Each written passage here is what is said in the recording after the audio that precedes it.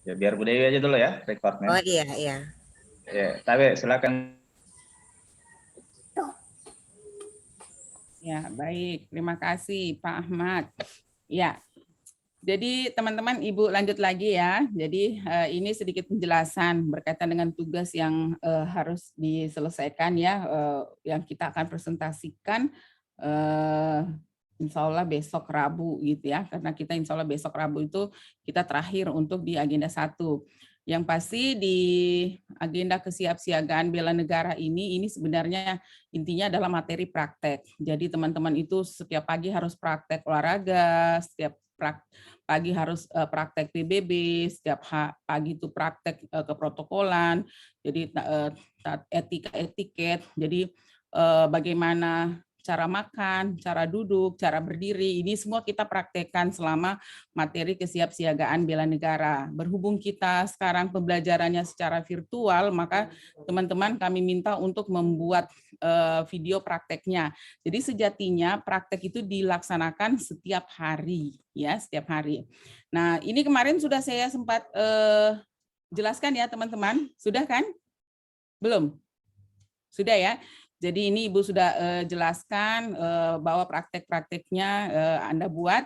Nah, di sini juga nanti di bagian terakhir, jadi penugasan terakhir teman-teman itu adalah di materi kewaspadaan dini bela negara. Jadi teman-teman itu membuat yang namanya laporan informasi. Jadi laporan informasi dari siapa kepada siapa ya, misalnya dari Siti Aminah kepada siapa, misalnya kepala dinas kesehatan ya, bidang kesehatan, misalnya sumbernya siapa gitu, kemudian nilainya nanti bisa di searching deh di modul juga kayaknya ada, jadi ada nilai A1, A2 atau B1, B2 dan seterusnya. Nah, nanti fakta-faktanya memuat 5W 1H, jadi who, jadi siapa, kapan, di mana, ya seperti itu, dan mengapa dan bagaimana itu terjadi. Dan pendapat pelapor itu biasanya kita kaitkan dengan aturan. Jadi misalnya peraturan Menteri Kesehatan nomor sekian bahwa masyarakat harus misalnya ya melaksanakan prokes bla bla gitu ya. Nanti pendapat pelapornya mohon untuk ditindaklanjuti gitu ya. Jadi tanggal balut gitu ya, tanggal berapa pelapor tanda tangan. Seperti itu ya, teman-teman. Nah, nanti untuk besok kegiatan di agenda 1 itu akan kita tutup dengan acara renungan. Sebenarnya sih caraka, cuman kita tidak tidak memungkinkan melaksanakan caraka. Biasanya bisa sih caraka online gitu ya. Kami biasanya bikin caraka secara virtual. 3 kelompok ini masuk semua di main session dan kita akan lakukan caraka secara virtual. Tetapi kondisi saat ini kayaknya kita masing-masing kelompok melakukannya sendiri-sendiri. Nah, di sini kita akan melakukan renungan. Jadi renungan ini saya meminta semua teman-teman membuat puisi. Jadi nanti terakhir itu kita akan bacakan puisi masing-masing. Jadi puisinya itu berisikan untuk apa saya masuk PNS ya. Kemudian ucapan syukur bahwa Anda terpilih menjadi CPNS. Kemudian ada ucapan-ucapan terima kasih kepada orang-orang yang berjasa di balik keberhasilan Anda untuk sampai di titik ini, dan ada komitmen juga untuk mengabdi berbakti kepada negara. Seperti itu inti dari puisi renungannya, dan Anda boleh pada saat membaca sambil memutarkan background musik instrumental. Silakan pilih. Jadi boleh lagu syukur, boleh lagu apa saja gitu, tapi dalam bentuk instrumental. Seperti itu yang harus teman-teman siapkan untuk kita bacakan hari Rabu itu. Hari Rabu itu kita sore ya, kita hampir selesainya hampir jam 6. Ya, jadi kita mulai besok itu jam 1 sampai nanti selesai jam 6. Itu ya teman-teman penjelasan untuk besok ya, insya Allah semuanya bisa lancar dan kita semua dalam keadaan sehat. Iya. Oke. Itu ya tugas-tugas untuk besok kita ya. Jadi semuanya sudah menyiapkan nanti apa yang Ibu minta tadi. Ada pertanyaan sampai di sini?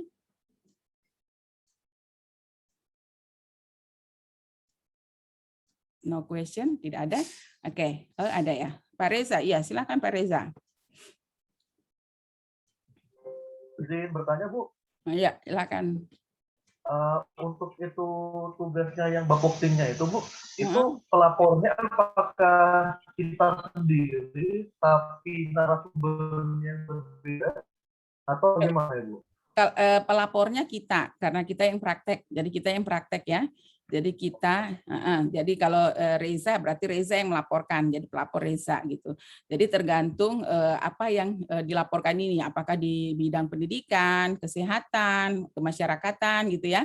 Jadi silakan. Jadi misalnya, jadi nanti teman-teman boleh jalan gitu ya, boleh jalan gitu ya, keluar rumah gitu. Mungkin Anda melihat harga bahan pokok misalnya gitu ya. Jadi di bidang perekonomian gitu ya, bahwa pada hari ini tanggal sekian kondisi barang harga pasar bla bla bla gitu ya, naik sekian persen kayak gitu-gitu dah. Jadi Anda dilatih untuk memberikan laporan informasi. Nah, kemudian pelapornya nanti Anda sendiri, Reza gitu. Jadi kita ini ceritanya pengen lihat bagaimana sih teman-teman sudah mampu tidak dalam membuat laporan informasi yang memuat fakta-fakta minimal tadi itu 5W plus 1H. Bisa ya? Kemudian ini Bu, masalah yang nilainya itu Nilai itu ada kode-kodenya. Di modul itu kayaknya ada deh. Jadi misalnya nilai A1 dari sumber terpercaya gitu ya. Maksudnya lengkap datanya dan sebagainya kayak gitu deh. Nanti bisa dilihat ya. Kayaknya Bu Dewi di modul ada ya. Untuk nilai-nilai angka itu ya. Ya, ada Bu, lengkap. Ada. Nah, lengkap di situ. Jadi ada bahwa ini nilainya bahwa ini dari sumber terpercaya, ini datanya lengkap dan sebagainya kayak gitu-gitu deh. Nanti bisa dilihat ya. Oke, bahwa Anda kan ada sumber informasi bahwa ini bisa dipercaya dan sebagainya. Silakan nanti dikasih penilaian. Jadi penilaian itulah yang memberikan masukan kepada orang yang kita tujukan laporan atau pengambil kebijakan bahwa ini harus segera ini ditindaklanjuti laporan ini gitu, seperti itu nanti intinya.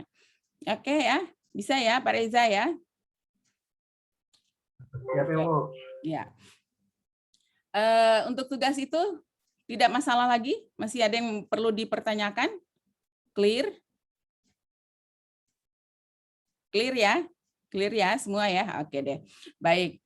Sekarang kita lanjut ke presentasi tugas. Jadi kemarin teman-teman sudah membuat tugas, sempat juga Ibu sudah memberikan penilaian yang kelompok, cuma yang individu belum. Jadi silakan dulu kita presentasi kelompok dulu deh, silakan. Kelompok siapa dulu yang presentasi untuk analisis isu kontemporer. Siapa dulu, kelompok siapa dulu yang mau pertama tampil? Pak Presiden deh. Kelompok Pak Presiden dulu. Silakan tampilkan tugas kelompoknya. Nanti kita bahas sama-sama gitu. Apa yang masih kurang ya, yang perlu ditambahkan lagi ya, silakan. Yang mau share screen siapa? Izin Ibu, Ketua Kelompok Pak Rizky yang untuk tugas itu, analisis isu kontemporer. Ya, oke. Silakan Pak Rizky.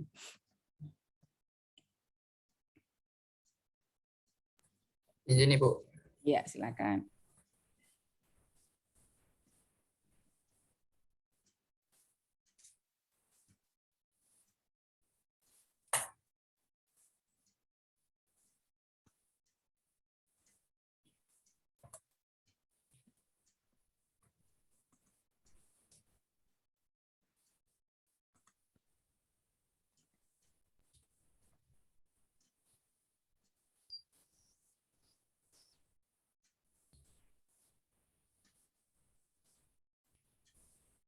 Ada kelihatan Ibu? On proses, lagi berproses. Oke, silakan.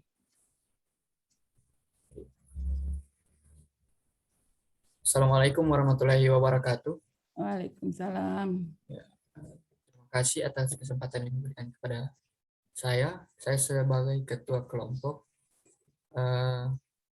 ingin memaparkan beberapa analisis isu-isu kontemporer yang telah kami remukan bersama di dalam tabel APKL itu sendiri.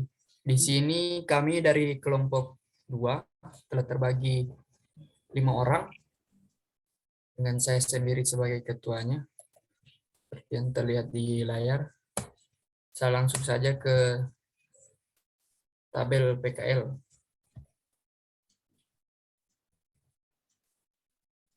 Ya, jadi di sini Ibu kami telah memasukkan beberapa isu berjumlah 7 di mana telah kita bagi bersama dari tiap-tiap peserta, tiap anggota. Yang pertama itu terkait isu kenaikan level zona hijau ke merah dalam 2 hari di Kabupaten Banggai Laut. Di sini secara aktual problematik kelayakan dan kelayakan itu semuanya memenuhi syarat. Yang kedua terkait penyebaran berita hoax. Secara aktual problematik dan kelayakan itu memenuhi syarat, namun kelayakan tidak. Jadi di dalam keterangan ini tidak memenuhi syarat. Yang ketiga itu korupsi. Hampir sama dengan penyebaran berita hoax. Kemudian 4 itu pemanasan global. Ini dalam APKL ini juga memenuhi syarat. Terus yang kelima, pemberontakan KKB di Papua. Yang keenam, pembelajaran daring dalam masa pandemi COVID-19. Terus yang ketujuh,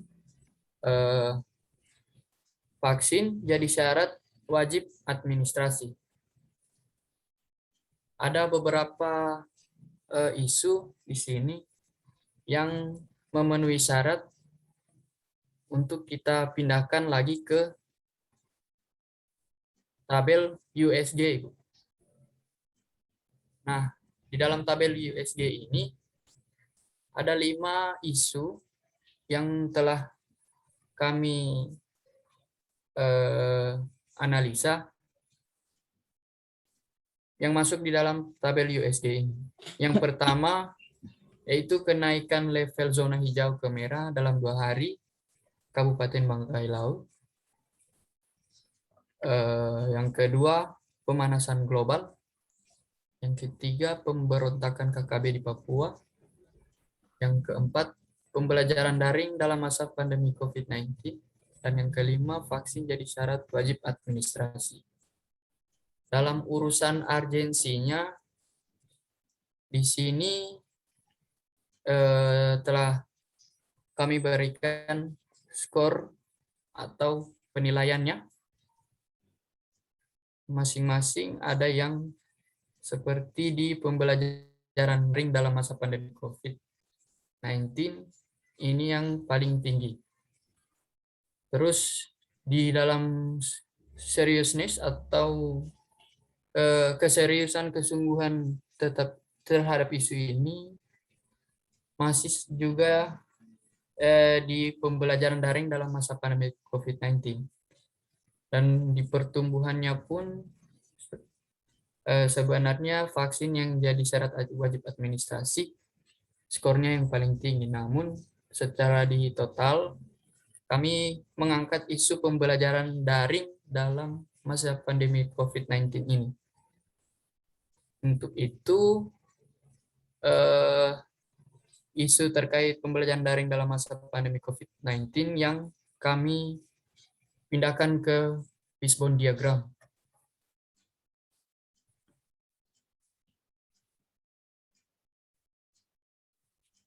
Jadi di sini telah kami sebenarnya Ibu maaf ini isu yang diangkat Pak Renaldi itu, yang sebagai guru, namun saya bantu menjelaskan saja dengan menggunakan metode 5M plus 1E. Jadi di sini efek pembelajaran daring dalam masa pandemi COVID-19 ini, yang pertama itu mainnya itu para siswa-siswi dan tenaga pendidik. Kemudian maninya di sini pembelajaran daring ini membutuhkan finansial yang cukup untuk setiap orang atau setiap pelajar tenaga pendidik untuk membeli perangkat yang memadai. Kemudian di mesin masih banyaknya kesulitan para adik-adik mungkin atau para siswa-siswi yang kesulitan mengakses perangkat teknologi yang ada. Dikarenakan berkembangnya teknologi yang mungkin masih banyak orang yang belum mempelajarinya. Kemudian dalam metode pembelajaran daring dalam masa pandemi COVID ini memang harus memiliki jaringan yang stabil atau memadai, sehingga pelajaran yang diikuti itu berjalan dengan lancar. Kemudian dari segi material masih banyak kita lihat orang-orang di luar sana yang perangkatnya kurang mendukung untuk melakukan pembelajaran daring. Kemudian dari segi lingkungan atau environment, pembelajaran daring dalam masa pandemi COVID-19 ini dianggap kurang efektif.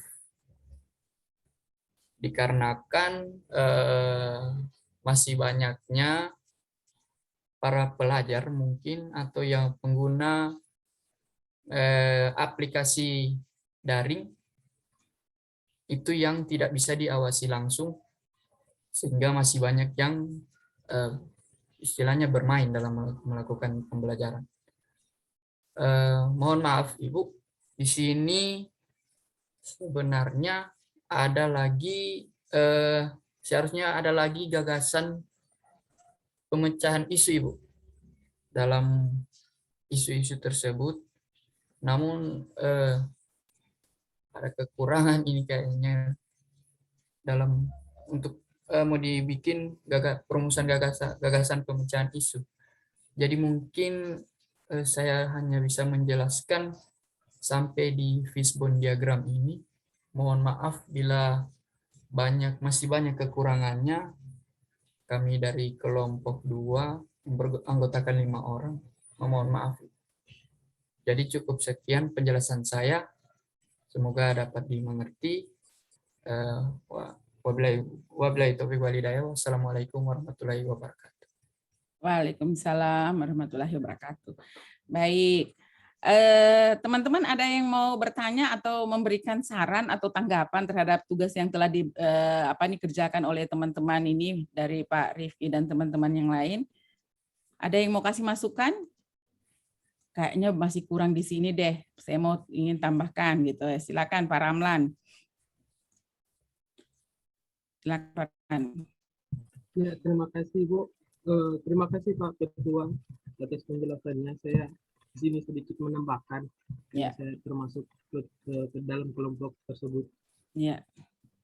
Yang saya tambahkan itu untuk solusi. Ya. Mungkin ada juga teman-teman nanti yang akan tambahkan.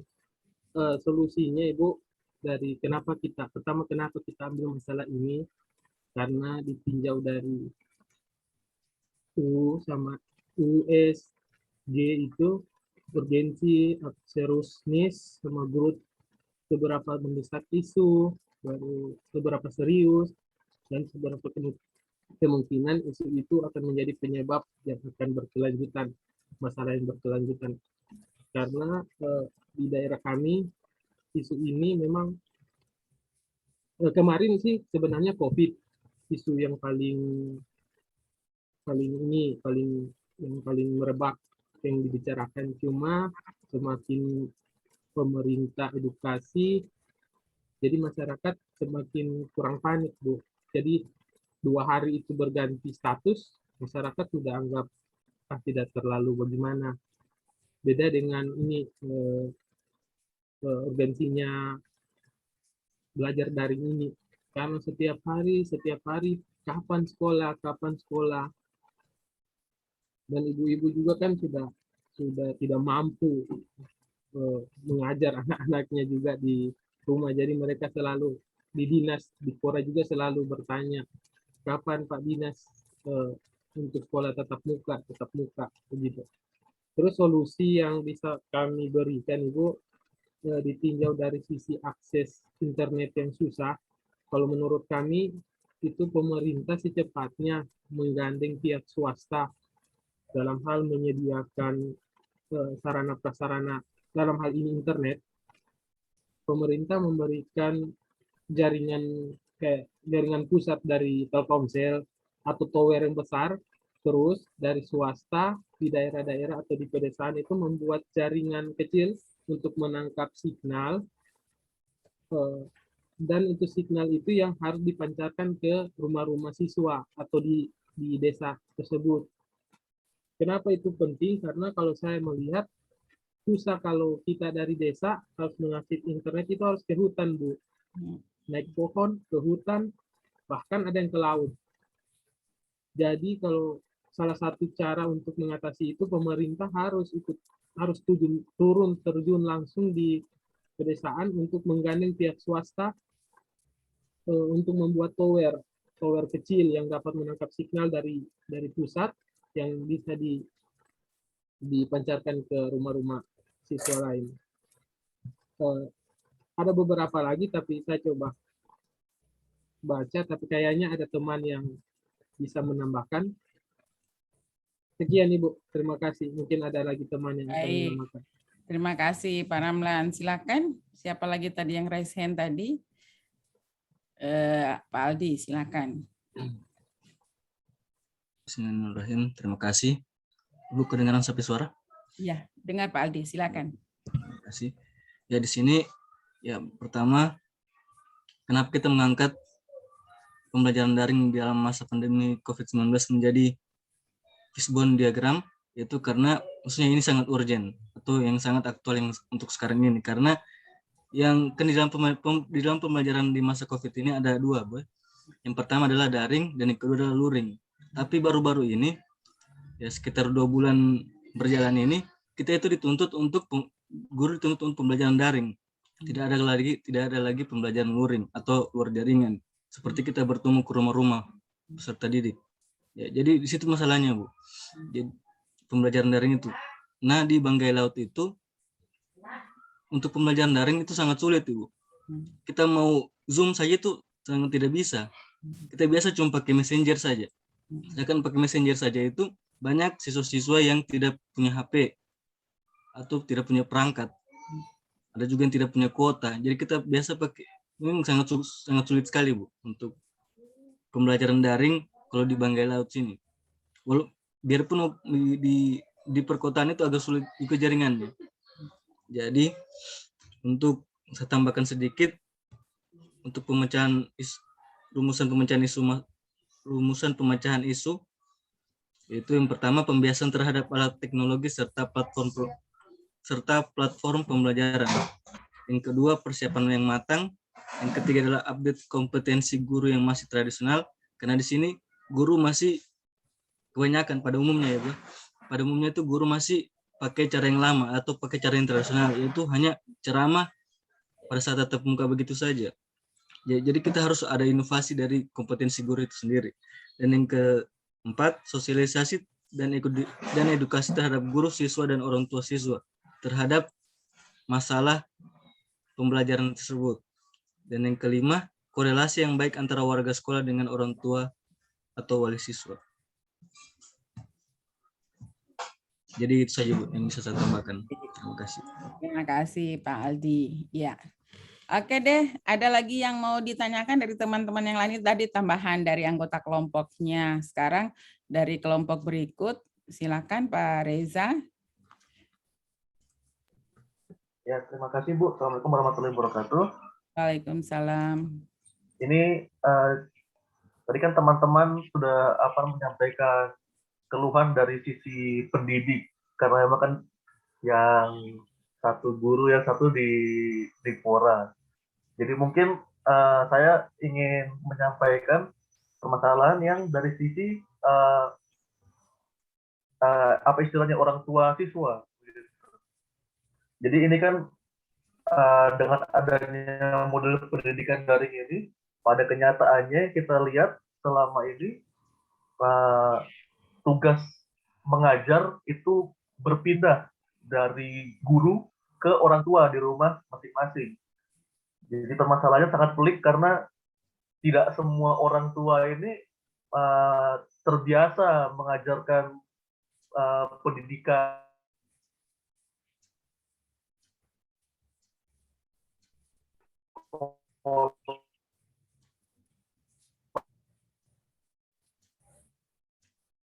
Enggak kedengaran ya suaranya Pak Reza.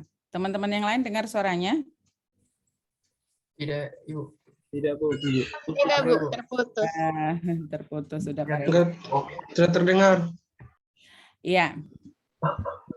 Iya, baik. Makasih Pak Reza. Jadi Pak Reza masukannya dari sisi masyarakat ya. Nah, jadi dari mainnya ini bukan hanya siswa-siswi, tenaga pendidik, juga bisa dimasukkan di sini orang tua siswa gitu ya. Maksudnya yang bisa mempengaruhi ya pembelajaran daring ini bisa ditambahkan bukan hanya siswa-siswi, tenaga pendidik, tapi bisa juga orang tua siswa. Itu ya saran dari Pak Reza tadi. Oke deh. Nah, teman-teman masih ada yang mau disampaikan? Cukup ini untuk kelompok ini. Ibu mau berikan koreksi nih ke kelompok pertama yang tampil ini ya. Coba dibuka dulu. Jadi kita supaya sama-sama ini satu persepsi di dalam membuat tabel APKL. Tabel APKL-nya dulu deh dibuka.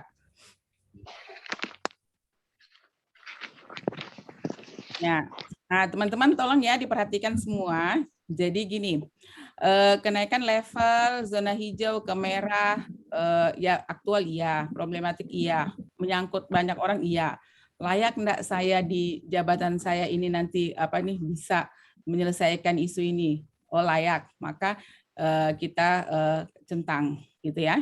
Nah, penyebaran berita hoaks gitu ya. Aktual iya, problematik iya, menyangkut orang banyak iya.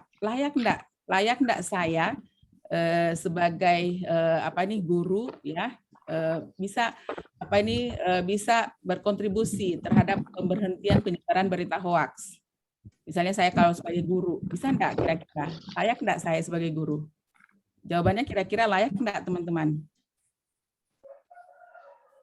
Misalnya ada berita hoaks, vaksin berbahaya bagi kesehatan gitu ya. Layak, Bu. Layak.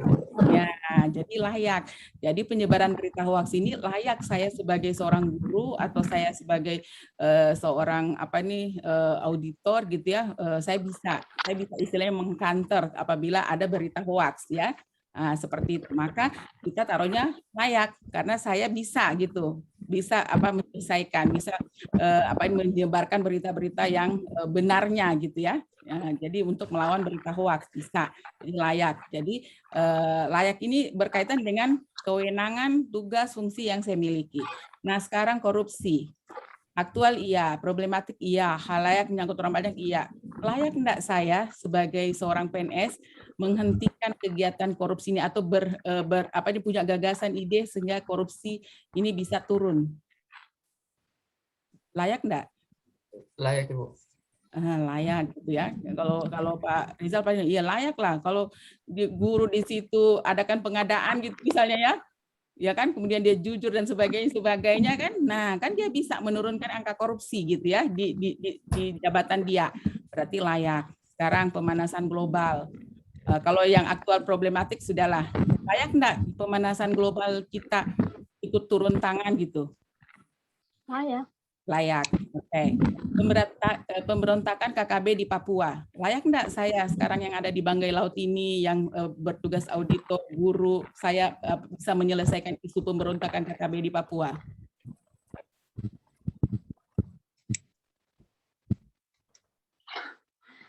Layak atau belum layak? Kalau menurut saya, Bu, izin Bu, Ya, izin bicara, bisa Bu. ya silakan. Kalau ini yang pemberontakan KKB Papua, ada dua sudut pandang, layak dengan tidak. Kalau layak, kita sebagai warga negara itu memang layak untuk melawan segala ancaman Ya. terorisme, ancaman berita hoax atau sejenisnya. Cuma kalau dipandang dari tidak layak, maksudnya saya, kita tidak mencampuri urusan yang sudah ditangani negara. Jadi ada intelijen negara yang sudah mengumpulkan informasi, sehingga kita hanya memberikan informasi seadanya saja. Kalau kita terjun langsung kayak ikut campur begitu, Ibu, saya rasa jangan. Kita mengatakan bisa dikatakan tidak layak karena tidak perlu kita terjun langsung, kecuali negara membutuhkan aksi kita bela negara. Ya, jadi layak itu artinya saya punya kewenangan di situ untuk menyelesaikan. Layak itu berkaitan dengan kewenangan yang kita punya. Tentu kalau misalnya saya berbicara tentang guru, ada enggak kewenangan saya untuk bisa kira-kira menyelesaikan isu itu? Kayaknya belum ya. Maksudnya kita belum punya kewenangan yang yang besar gitu untuk menyelesaikan masalah di Papua. Jadi layaknya mungkin kita belum. Ya kan, maksudnya di kewenangan yang saya punya loh sekarang ini, misalnya saya sekarang guru, bagaimana caranya saya mau menyelesaikan di sana dengan kewenangan yang saya punya, ya kan? Nah, jadi mungkin kita masih kasih garis datar. Pembelajaran daring, oke, layak karena saya sebagai seorang guru gitu, saya juga mungkin sebagai seorang sebagai seorang guru ya, sebagai seorang yang memberikan pembelajaran, ya layak. Vaksin jadi syarat wajib administrasi. Apakah saya punya kewenangan untuk bisa menyelesaikan isu bahwa vaksin ini jangan menjadi syarat wajib administrasi misalnya?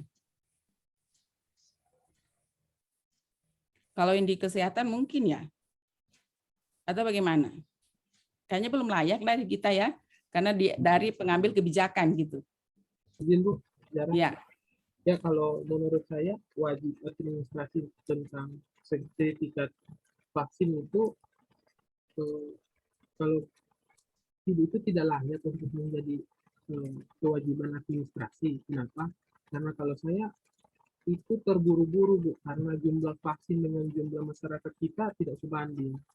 Terus akses vaksin untuk ke masyarakat kan belum semua full masuk ke daerah. Jadi sedangkan aturan untuk wajib administrasi itu tidak mengenal daerah. Pokoknya semua daerah wajib menggunakan vaksin, sertifikasi vaksin. Sedangkan vaksin tersebut belum sepenuhnya masuk ke daerah-daerah itu. Jadi kalau untuk administrasi kita yang di desa atau di pelosok itu sangat-sangat, kalau menurut saya sangat-sangat jauh dari kata untuk menggunakan itu. Satu contoh, kita naik pesawat itu harus menggunakan sertifikasi vaksin, sedangkan kita belum ada. Ada yang sudah mau vaksin tapi belum ada vaksin. Ada yang sudah ada vaksin, sudah divaksin tapi belum muncul sertifikat. Jadi itu kalau menurut saya belum layak, belum harus jadi syarat utama untuk di sertifikasi vaksin. Terima kasih, Bu. Iya, baik. Oke, baik. Makasih ya Pak Ramlan ya. Jadi teman-teman semua, kalau yang masalah aktual, problematik halayak itu kayaknya enggak masalah. Jadi yang biasanya agak miss itu pada saat kita berbicara tentang kelayakan. Jadi kelayakan ini artinya bahwa isu ini bisa saya selesaikan berdasarkan kewenangan, tugas, fungsi yang saya miliki, gitu ya.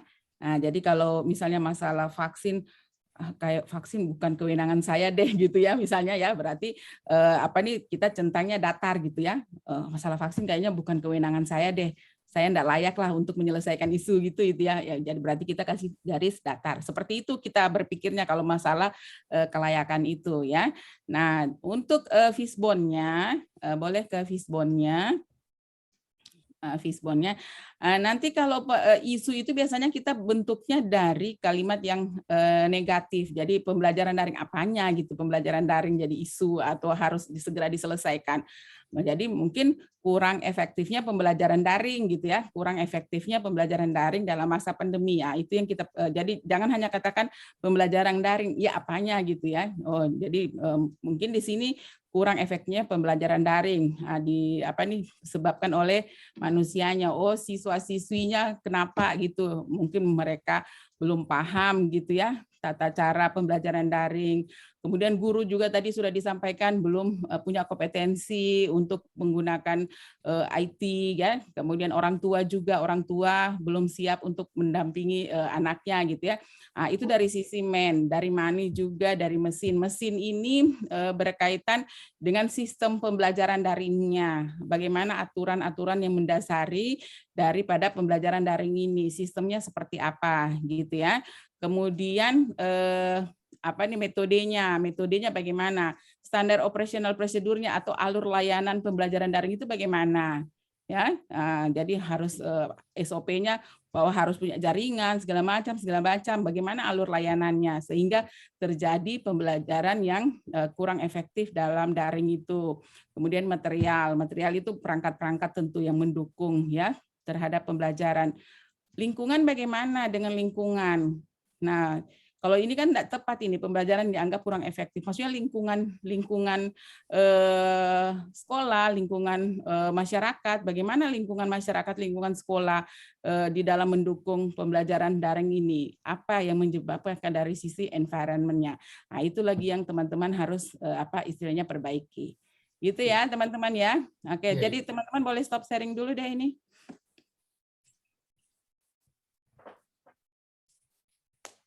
Ya, seperti itu ya. Jadi kita sama-sama belajar di sini ya. Kita sama-sama belajar. Oh, ternyata seperti itu. Apa nih cara kita nanti menganalisis, gitu ya, menganalisis. Jadi gini, itu isu ya itu adalah isu yang dihadapi oleh negara kita. Jadi berbagai macam isu tadi ternyata ada beberapa isu yang memang bisa kita tangani.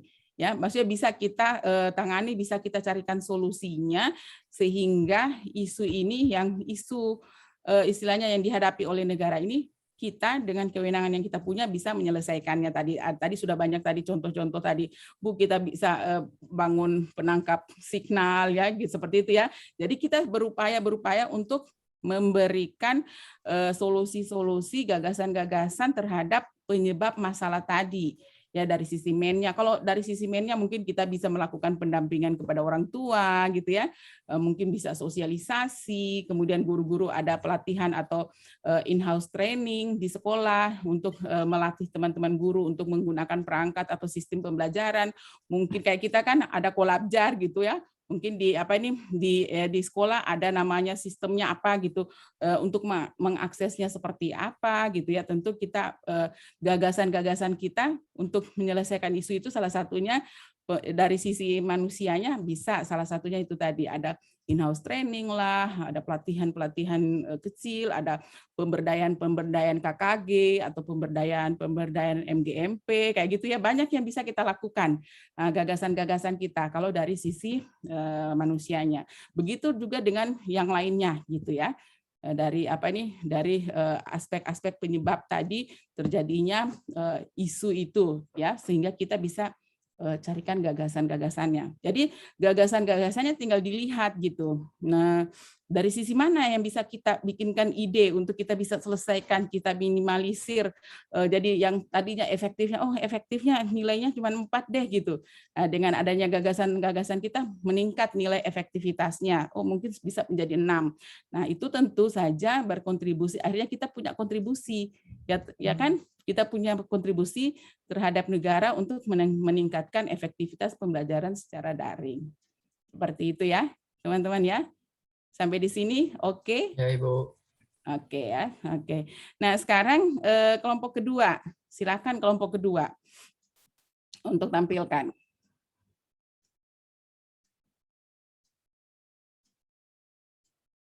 Izin Ibu.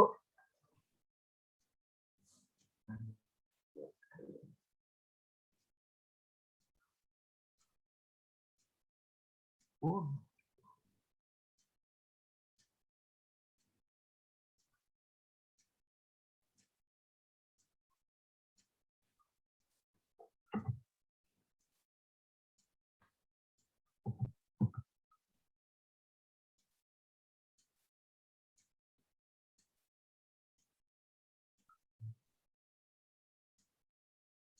udah kelihatan? Ya, sudah, silakan. Assalamualaikum warahmatullahi wabarakatuh. Waalaikumsalam. Saya yang ketua kelompok dari kelompok 2 yang kedua. Di sini kami ingin mencoba memaparkan beberapa masalah yang telah kami kumpulkan. Yang pertama itu adalah daftar saya masalah pungli pada bantuan bagi pelaku usaha mikro. Pungli bagi pelaku usaha mikro ini adalah sebuah tipe bantuan sosial yang diterapkan pemerintah dalam rangka pemulihan ekonomi nasional karena terdampak COVID-19. Untuk penilaiannya ini adalah aktual di lapangan ada terjadi problematik, iya sangat problematik, apalagi di saat pandemi seperti ini sangat problematik jika ada masalah-masalah yang terkait pungli yang termasuk mungkin dalam bentuk korupsi. Lalu kehalayakan, ya nyangkut halayak banyak karena penerimanya ini sangat masif. Di Kabupaten Banggai Laut saja dalam 2 tahun sudah ada sekitar 4.000-an penerima. Lalu kelayakannya untuk diselesaikan, iya. Jadi dari dinas saya, dari kami memiliki kewenangan untuk menyelesaikannya. Halo, Mas terdengar? Ya, kedengaran. Silakan lanjut Pak Reza. Ya. Lalu yang kedua itu ada masalah pungli pemakaman COVID-19. Ini seperti yang lagi ramai di nasional, itu adalah Kabupaten Jember yang 4 orang perangkat daerah tertingginya, Bupati, Wakil Bupati, Sekda, dan Kepala Dinasnya menerima masing-masing 70 juta untuk pemakaman COVID. Ini aktual iya, problematik iya, kehalayakannya menyangkut orang banyak iya, namun karena kami di sini tidak ada yang dari kesehatan, jadi kami merasa tidak layak untuk menyelesaikan masalah ini. Lalu kemudian ada ekspor benih lobster, yang mungkin beritanya yang ramai kemarin adalah menteri yang terkait benih lobster ini. Aktual iya, problematik iya, lalu dia kehalayakannya menurut kami iya, karena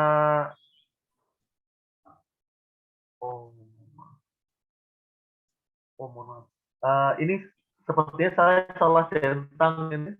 Jadi kalau dari saudara Nistila tadi, ini kehalayakannya yang tidak, kehalayakannya yang iya. Kehalayakannya itu tidak karena di sini yang terpengaruh itu hanya sektor yang hitungannya relatif sempit karena hanya mengaruh pengusaha benih lobster dan petani atau nelayan lobster. Itu jadi salah centang. Lalu kelayakannya dari saudara Rifki, dinasnya layak untuk menyelesaikan. Lalu permasalahan modus penyuntikan vaksin kosong. Ini juga sangat meresahkan, aktual iya, problematik iya, karena ini sangat membahayakan nyawa jika terjadi. Lalu kehalayakan iya, karena di tracing orang itu tertangkap dia sudah menyuntik sekitar 300 orang. Itu baru satu oknum. Oknum yang lain masih belum diketahui. Lalu kelayakannya kami tidak layak untuk menyelesaikannya. Kemudian masalah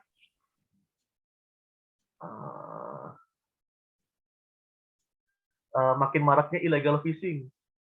Illegal fishing itu aktual, problematik, dan ini juga kayaknya itu tidak kehalayakannya tidak terlalu menyangkut banyak sektor. Lalu kelayakannya ini menurut saudara Rifki mereka tidak layak untuk menyelesaikan. Lalu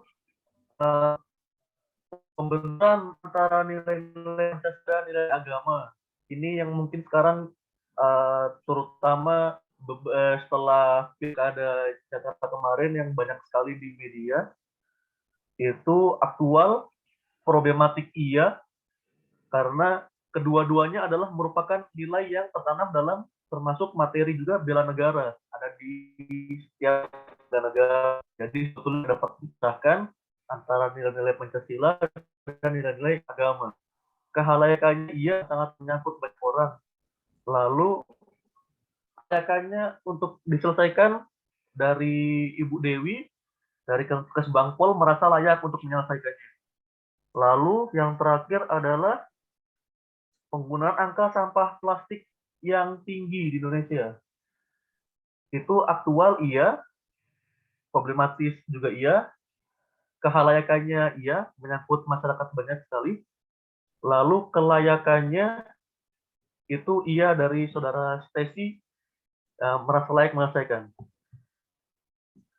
Kemudian dari masalah di atas kami himpun yang layak ke dalam tabel USG. Setelah di scoring, kami mendapatkan bahwa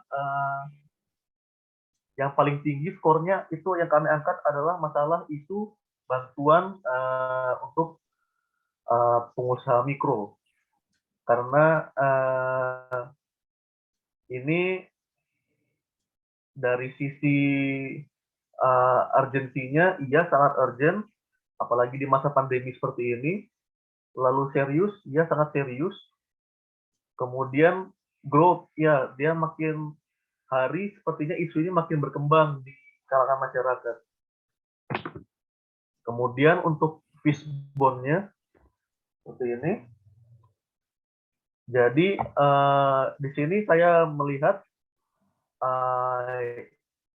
yang bermasalah itu ada 4 elemen, yaitu dari man-nya, pelaku, dan dari money, uangnya, lalu environment-nya, lingkungannya, kemudian dari metodenya. Untuk pelaku, man, itu disebabkan karena pertama itu pelaku penerima ini merasa malas untuk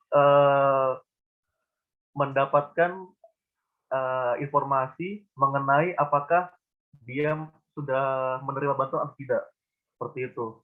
Lalu yang kedua, sebenarnya karena sekarang sudah sistem daring, jadi untuk mendapatkan informasi penerima ini hanya cukup mengeceknya lewat perangkatnya saja, lewat HP bisa. Namun permasalahannya sangat banyak yang masih gaptek juga. Lalu di sini dari unsur pelaku maksudnya di sini pelaku punglinya, mereka merasa kebal hukum karena mereka merasa mereka ini sebetulnya tidak melakukan tindak kejahatan, mereka malah membantu orang-orang yang kebingungan atau sebetulnya malas untuk mengurus pencairan dana bantuannya ini. Lalu masalah uangnya, masalah money-nya, itu yang bermasalah adalah banyak sekali yang menganggap, penerima ini menganggap bahwa bantuan ini adalah bantuan aji mumpung atau uang kaget saja. Jadi pemanfaatannya pun tidak kenal. Yang ketiga, yang berikutnya adalah dari sisi mereka juga merasa bahwa pungli yang terjadi ini dianggap nominalnya kecil, sehingga mereka pikir, tidak apa-apa lah. Lalu selanjutnya untuk lingkungan environment itu di kalangan masyarakat kita masih banyak bentuk-bentuk pungli yang dianggap wajar. Wajar dalam tanda kutip karena yang bersambung dengan poin yang kedua, itu budaya saling membantu kita yang tinggi. Kadang mereka merasa wajar karena dalam batin membantu orang mencari nafkah. Maksudnya membantu orang yang pungli ini. Kemudian dari sisi metode ini yang bermasalah adalah sistem penyalurannya ini sekarang lebih ke arah perbankan digital. Sementara untuk di daerah seperti terluar seperti Banggai Laut ini masih banyak area-area yang tidak dapat mengakses internet seperti itu. Lalu yang kedua adalah bersambung yang tadi tidak tercakupnya itu sinyal seluler. Jadi dari pihak kami berinovasi, kalaupun ada yang tidak tercakup sinyal internet, kami berusaha untuk menghubungi pihak penerima bantuan, tapi menghubungi juga terkadang terbukti sangat sulit karena yang dihubungi juga tidak tercakup dalam sinyal telepon seluler. Demikian presentasi dari saya kelompok kami. Lebih dan kurangnya mohon maaf. Kami juga sangat mengharapkan masukan dari Ibu Mentor dan teman-teman yang lain. Wabillahi taufiq wal hidayah. Wassalamualaikum warahmatullahi wabarakatuh. Waalaikumsalam warahmatullahi wabarakatuh. Baik, Pak Reza boleh stop sharing dulu.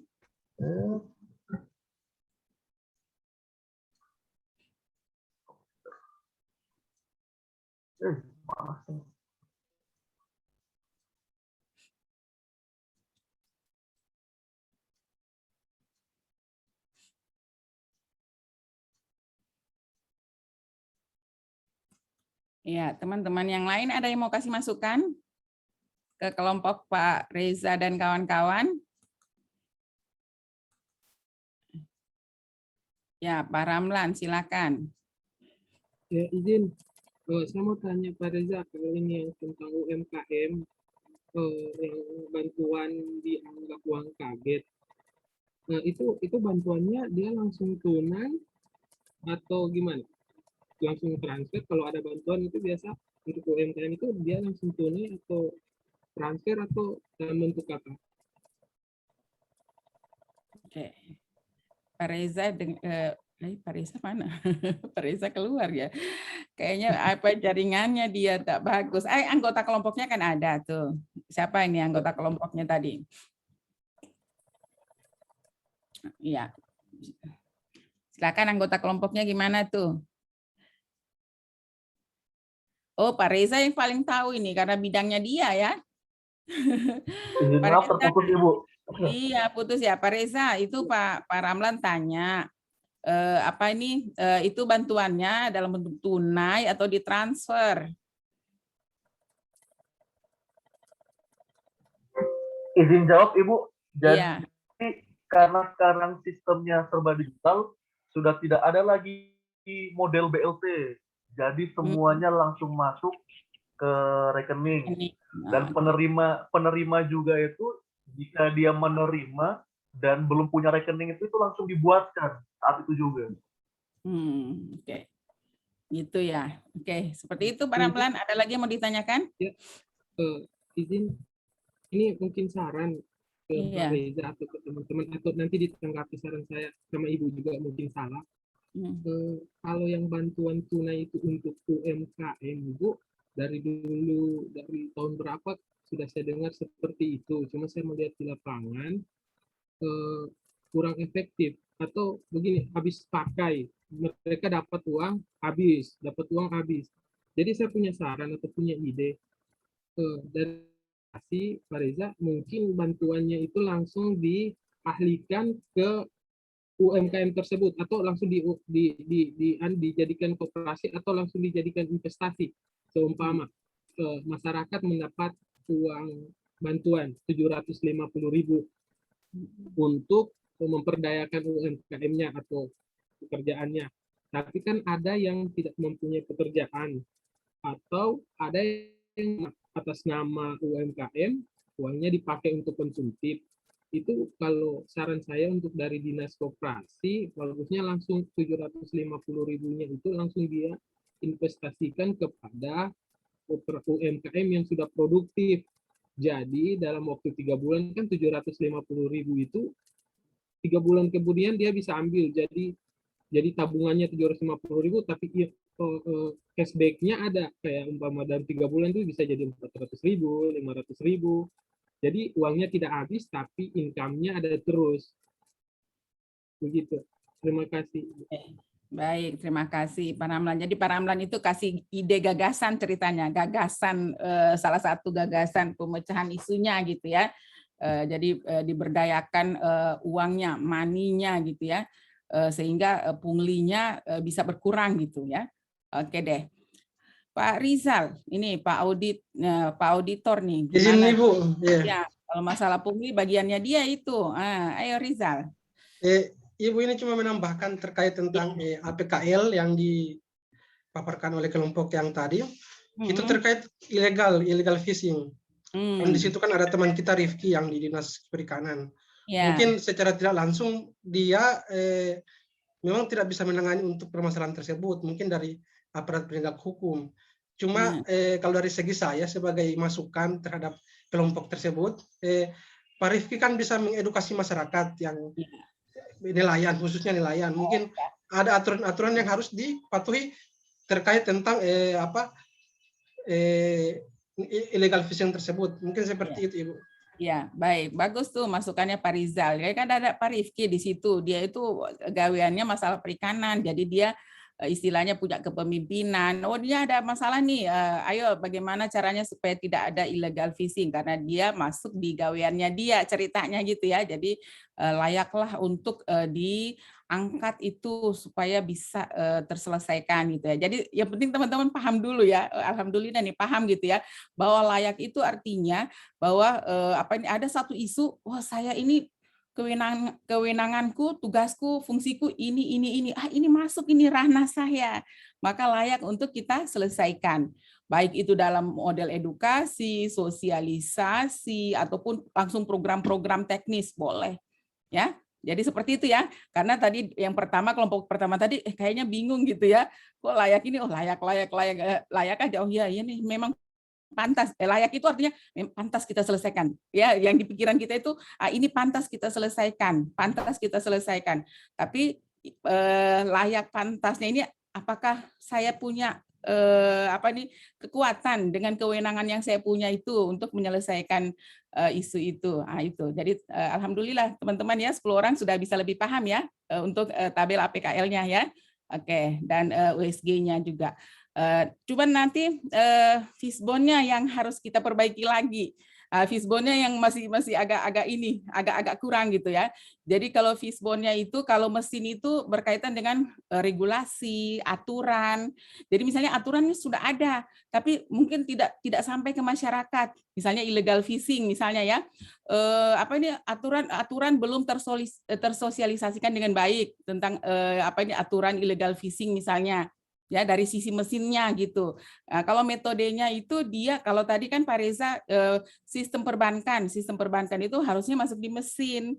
Nanti kalau yang metodenya itu masuk alur layanan. Bagaimana alur layanan transfer dan sebagainya itu SOP-nya. Itu metodenya gitu. Nah, jadi yang masih kurang-kurang itu kita itu adalah di fishbone-nya. Nah, jadi nanti diperbaiki lagi. Jadi kalau mesin itu berkaitan dengan regulasi, aturan gitu ya. Jadi kalau misalnya pungli ini Nanti kan paling tahu masalah pungli itu kan bagiannya Pak Rizal itu ya kan. Jadi aturan pungli itu aturan KPK ke apa gitu ya. Reza bagus juga itu untuk environment budaya masyarakat itu ucapan terima kasih. Dia dapat bantuan 750 ya. Kasihan dia capek, ada urus akan kita. Kasih akan dia 250. Kita jual 500 gitu. Akhirnya apa? Yang kata Pak Ramlan tadi, tidak tersampaikan tujuan maksud dari pemberian bantuan itu. Benar kan? Ya habis percuma, padahal harusnya dipakai untuk berusaha, usaha mikro gitu ya. Ternyata tidak bisa termanfaatkan gitu. Pas sampai di rumah, tahu enggak, bantuan itu habis diambil misalnya dari bank, itu langsung beli beras 1 karung, beli gula, beli tepung, beli minyak, pokoknya dipakai seperti itulah. Nah sekarang kalau misalnya gencar kita di dalam mengedukasi, ya pungli itu kemungkinan tidak ada karena berpikirnya nanti masyarakat, aduh kalau saya sok kasih ke sana 250 gitu kan misalnya, ini nanti untuk modal usaha gimana? Terus disadarkan mereka bahwa orang yang menerima pungli itu bisa berbahaya, dia bisa masuk penjara gitu. Ya kan, maksudnya kalau 1 orang 250, kalau ada 100 orang, kali jo itu, berapa itu DP doi kan? Gitu seperti itu. Itu bisa membahayakan orang yang menerima. Jadi kalau kita edukasi masyarakat, nah kalau dapat dia didapat itu dia masuk penjara, paling ringan sekian tahun dia masuk penjara. Kan kasihan gara-gara kita kasih doi 250, dia masuk penjara, misal gitu ya. Jadi banyak hal yang kita bisa lakukan teman-teman untuk menurunkan angka pungli tadi ya. Nah, jadi yang penting teman-teman paham dulu deh alurnya. Jadi ceritanya seperti ini. Teman-teman ini kenapa teman-teman diajarkan untuk bisa menganalisis isu supaya teman-teman tahu mana isu yang menjadi prioritas yang harus kita selesaikan pada saat ini. Ya, jadi kalau yang tadi misalnya ambil tentang pembelajaran daring, ini harus kita selesaikan nih bersama gitu. Terus gagasan kita apa? Jadi terbentuklah kepedulian kita ya terhadap bangsa dan negara ini, bahwa saya punya kewenangan, saya punya tugas fungsi yang bisa menyelesaikan itu. Sehingga permasalahan itu istilahnya bisa terselesaikan. Kita minimize gitu. Kita minimalisir gitu ya permasalahan itu. Jadi tidak terlalu berdampak luas gitu. Begitupun masalah pungli yang diangkat oleh teman-teman. Oke, ada yang mau ditanyakan lagi? Tadi kayaknya Pak Yayan. Oh ya, Pak Yayan sudah raise hand. Silakan Pak Yayan. Izin Bu bertanya sama Ibu juga dengan teman-teman di kelompoknya Reza terkait diagram fishbone yang saya lihat yang ditampilkan oleh Reza tadi.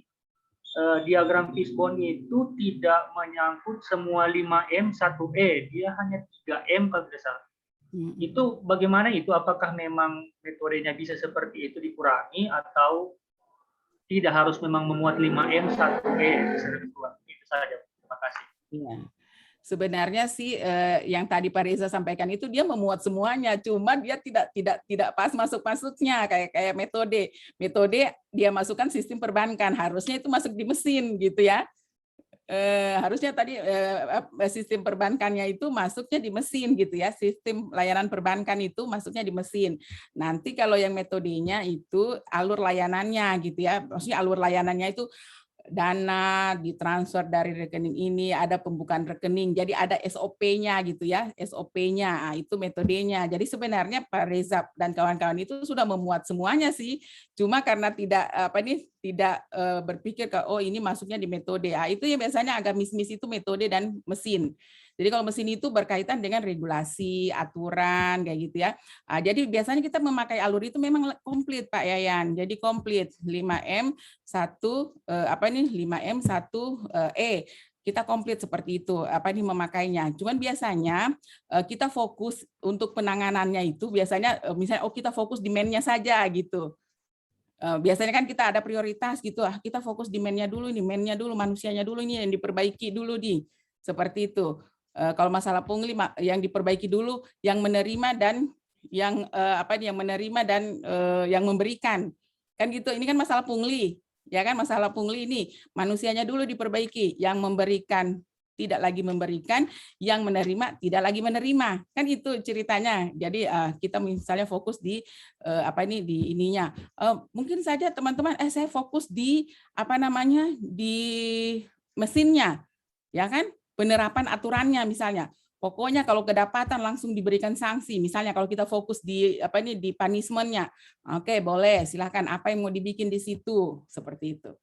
Ya, alur layanan, mungkin alur layanan karena ada masalah, ada orang-orang yang tidak terjangkau jaringan, ya kan, tidak terjangkau jaringan, maka SOP-nya seperti apa harusnya. Mungkin di situ nanti teman-teman punya gagasan ide, saya mau bikin SOP untuk penerima bantuan yang tidak terjangkau jaringan.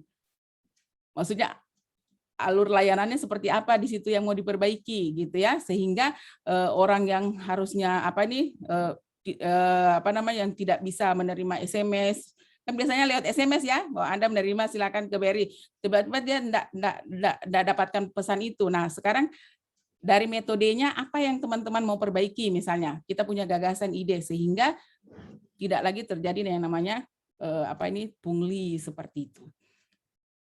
Gitu ya. Jadi kalau maaf, berarti Ibu kalau misalnya kita sudah jabarkan itu di kasusnya di 5M1E itu, berarti bisa kita tarik satu misalnya demand-nya itu kita tarik untuk carikan solusi pemecahan masalahnya dulu. Berarti begitu. Jadi akhir ini sebenarnya orang bikin soal tugas pribadi juga cuma sampai di fishbone, analis fishbone, jadi pemecahan masalah tidak ada ini. Iya, jadi kan ceritanya begini. Ada isu penyebabnya kita analisis kan. Oh, penyebabnya ini dari sisi manusianya, dari sisi mesinnya, dari metodenya, dari masyarakatnya, dari lingkungan environment-nya, dari materialnya, dari apalagi ya. Pokoknya 5M1E deh, sampai kadang-kadang kebalik-balik gitu bilangnya. Nah sekarang gagasan itu semua penyebabnya. Kemungkinan besar kita tidak bisa langsung mengobati dari semuanya, kan gitu, ya kan? Kemungkinan. Jadi kita bisa istilahnya kalau misalnya dia tiba-tiba orang sakit ya, misalnya ya. Penyebabnya ini sakit komplikasi, ada jantungnya, ada parunya, ada ginjalnya, ada ini. Sekarang kita mau cari prioritasnya, yang mana duluan kita mau perbaiki, atau bisa langsung bersamaan di dua penyakit langsung bisa sekali selesai gitu ya. Kan ini penyebabnya, penyakit yang menyebabkan terjadinya isu atau permasalahan itu. Nah sekarang teman-teman mulai pelan-pelan, oh saya fokus manusianya dulu deh. Ya, manusianya dulu. Kemudian Bu, manusianya juga saya juga mau perbaiki metodenya. Saya mau bikinkan SOP-nya, Bu. Supaya tahu nih. Jadi gagasannya bisa ambil dari satu boleh, silakan. Tapi kalau mau fokus misalnya dari manusianya dulu boleh, silakan. Ya, kan kita akan memperkecil, meminimize tadi nih adanya isu tadi. Ya kan? Seperti itu. Jadi kalau mau ambil semuanya boleh, enggak ada masalah karena itu penyebab penyakitnya kan. Mau ambil sekaligus komprehensif tidak ada masalah. Disusun disusun langkah-langkahnya gitu ya. Jadi kalau misalnya kita mau selesaikan masalah pungli ya kan. Gagasan pertama misalnya ya, saya mau edukasi masyarakat. Ya, edukasi masyarakat penerima dan pemberi. Ini dari manusianya. Kemudian dari metodenya, saya mau perbaiki SOP-nya. Kan ceritanya ada misalnya masyarakat, begini, ngana Jo yang bikin akang itu buku rekening.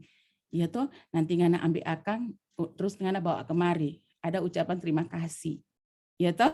Nah, akhirnya apa? 750 orang bagi 2 Jo, karena lebih banyak ngana pe ongkos, begini, saya penerima dapat 300 Jo. Nguni yang urus-urus 450 Jo. Kan begitu ceritanya. Nah, sekarang saya mau bikin SOP layanannya, berarti metodenya. Ya kan? Kita perbaiki metodenya. Kemudian mesinnya. Mesinnya mulai kita edukasi bahaya punglinya, ya kan? Edukasi bahaya punglinya bahwa kita tegakkan aturannya. Didapat kita tangkap, kita audit, kita periksa, pokoknya gitu. Tugasnya Pak Rizal itu. Ya, melakukan audit. Nah, ada temuan sekian, kerugian keuangan negara sekian, penyalahgunaan anggaran kan seperti itu masuk. Dari environment-nya, budaya tahu enggak teman-teman? Penyebab korupsi di Indonesia oleh KPK itu ada 8 penyebabnya. Salah satunya adalah budaya masyarakat yang kondusif KKN. Itu ya. Jadi budaya masyarakat yang jadi di masyarakat itu kalau memberikan itu bukan sesuatu yang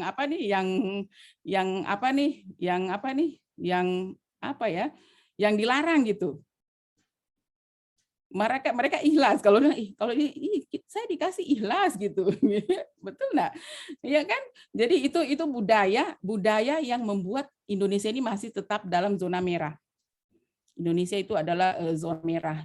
Jadi kita masih di global transparansi dunia itu ya, kita itu rendah sekali nilai kita. Jadi kalau di peta itu kita merah menyala gambar Indonesia di situ. Ya, kalau Singapura itu yang clean dia green. Ya, dia warnanya kuning gitu. Jadi dia yellow, dia negara yang hampir bersih dari korupsi, pungli dan sebagainya itu ya. Jadi kita lihat di sini dari budayanya. Kalau saya bercerita tentang budaya, mungkin Ibu sering. Jadi kita itu punya budaya ucapan terima kasih, benar enggak? Nah, itulah yang membuat korupsi itu ya, pungli itu susah hilang. Nah, bagaimana cara membangun budaya yang bersih ini? Tentu kita mulai dulu edukasi lagi lingkungan masyarakat kita, ya kan? Kalau Ibu cerita, Ibu mau cerita satu kejadian ini. Bercerita tentang environment itu budaya ya, budaya pungli itu budaya korup itu ya. Ibu ke Singapura, saya 3 orang jalan. Saya, Bu Hindun, Bu Sumianti. Bu Sumianti ini dia rektor di Ibnu Sina gitu ya. Temanku yang satu ini dia Widyaswara Utama Kemenak gitu ya, dan kami sahabat 3 orang. Kami jalan ke Singapura ya, ke Singapura. Singapura itu dia warnanya yellow gitu ya, yellow hampir green gitu ya, daerah yang bebas, hampir bebas dari korupsi. Nilainya waktu itu 87, kita 38. Makin ke angka 100 itu makin bersih. Singapura waktu itu 87, kita Indonesia 38 gitu. Jadi kalau Pak Guru, Pak Aldi, kalau nilai 38 itu, kalau nilai paling tinggi 100, 38 itu merah ya. Nilai merah kan, nah Indonesia seperti itu. Nah, jadi Ibu jalan nih Singapura. Ya, jadi kami naik taksi gitu ya. Naik taksi. Jadi pas naik taksi, naik taksi itu keliling Singapura gitu ya. Jadi mau bayar mau bayar taksi gitu ya, mau bayar taksi, uangnya harga taksinya itu $40 Singapura ya kan, $40 Singapura. Nah sekarang saya kasih uang $50 Singapura. Nah $50 itu si sopirnya enggak ada uang kembalian $10. Dia bilang kasihkan $40 aja gitu. Terus saya katakan enggak bisa, enggak ada uang pecahan $10 enggak ada, yang ada cuman 50 gitu. Jadi saya katakan karena saya very satisfied, jadi kami bertiga itu sangat puas dengan layanan sopir ini. Jadi ceritanya dia bukan hanya sekedar jadi sopir gitu. Setiap lewat dia ceritakan misalnya, oh ini gedung ini, oh ini namanya Melayan Park, oh ini gitu ya. Jadi dia kayak tour guide juga. Kami keliling gitu ya. Pokoknya kami keliling satu Singapura itu kan kecil saja gitu ya. Enggak sampai 1 jam, sampai dari timur ke barat 1 jam, dari utara ke selatan ya 1 jam, pokoknya kecil saja kotanya gitu ya. Jadi bayarlah itu, ada uang kembalian $10 gitu. $10 itu sekitar berapa ya? $1 itu kan sekitar 12.000. Jadi sekitar uang itu 120.000 ceritanya ya waktu itu. Jadi sisa uang itu sekitar 120.000. Jadi kami bilang, kan bertiga kami anak muda nih. Jadi anak muda nih sopirnya. Jadi kami bilang, enggak usah, kami sangat puas dengan layananmu, jadi $10-nya tolong tidak usah dikembalikan gitu. Ya, tidak usah dikembalikan karena kami sangat puas dengan layanan Anda. You don't just as a driver, but you as a tour guide juga gitu kan. Nah, terus kami turun kasih uangnya, kami turun. Tahu enggak, itu dia bela-belain turun dari mobil, dia tukar itu uang ya di McD di situ, dia tukar, dia lari cepat-cepat. Kami kan sudah tinggalkan itu taksi itu, dia lari cepat-cepat itu, kembalikan uang $10. Kalau kita kan kalau ada kembali, alhamdulillah rezeki lagi Bu, tambah-tambah lagi rezekinya kita Bu, amin amin amin amin amin amin amin amin gitu kan. Seperti itu. Jadi mereka itu budaya mereka itu mendukung mereka untuk terbebas dari namanya korupsi. Luar biasa ya anak muda itu. Saya selalu ceritakan cerita pengalaman itu. Luar biasa kalau kita kan coba lihat PNS-PNS itu, baru masuk belum Assalamualaikum kita, aduh ada pembeli bakso lagi nih. Ya kan, seakan-akan kita ini PNS ini peminta-minta ini. Ada bos-bos kamari atau rekanan kemari, aduh ada apa datang gitu, lumayan ini, saya antar ini ada pembeli bakso ini. Iya kan? Betul tidak teman-teman? Ya kan, mental peminta-minta kita itu besar, makanya kita harus hilangkan itu. Ibu alhamdulillah berkarir, ibu ini pegang proyek ya, ibu pegang proyek seratusan miliar gitu ya. Dana DAK kemarin itu 36 miliar, dana DID 28 miliar, blok grant, bantuan AUSI, banyak lagi ibu ya bergerak di bidang proyek. Ibu hilangkan itu mental peminta-minta.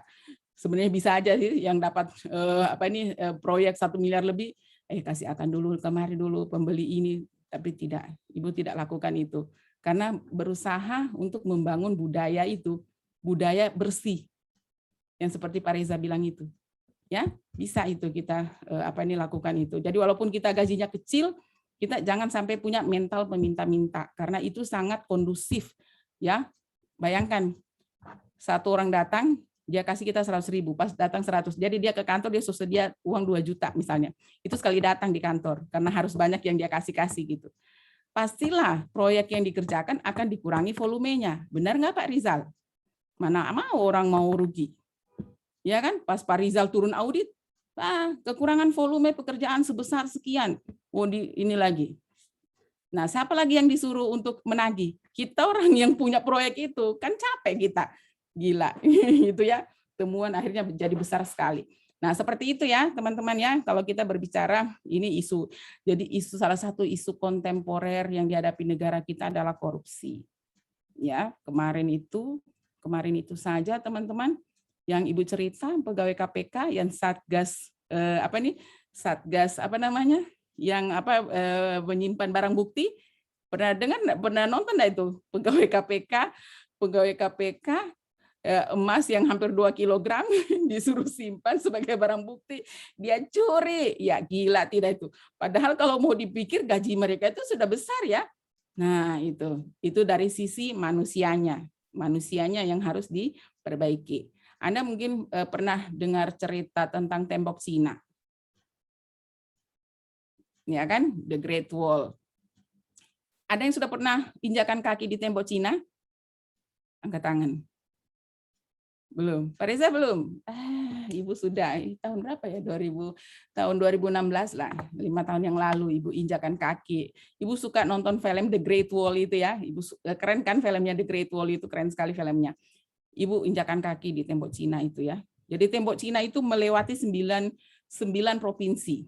Jadi tembok Cina itu 9 provinsi di Cina itu dia lewati itu tembok. Panjangnya itu berapa? 56.000 kilometer apa kalau tidak salah ya, panjangnya itu. Jadi panjangnya tembok itu sama dengan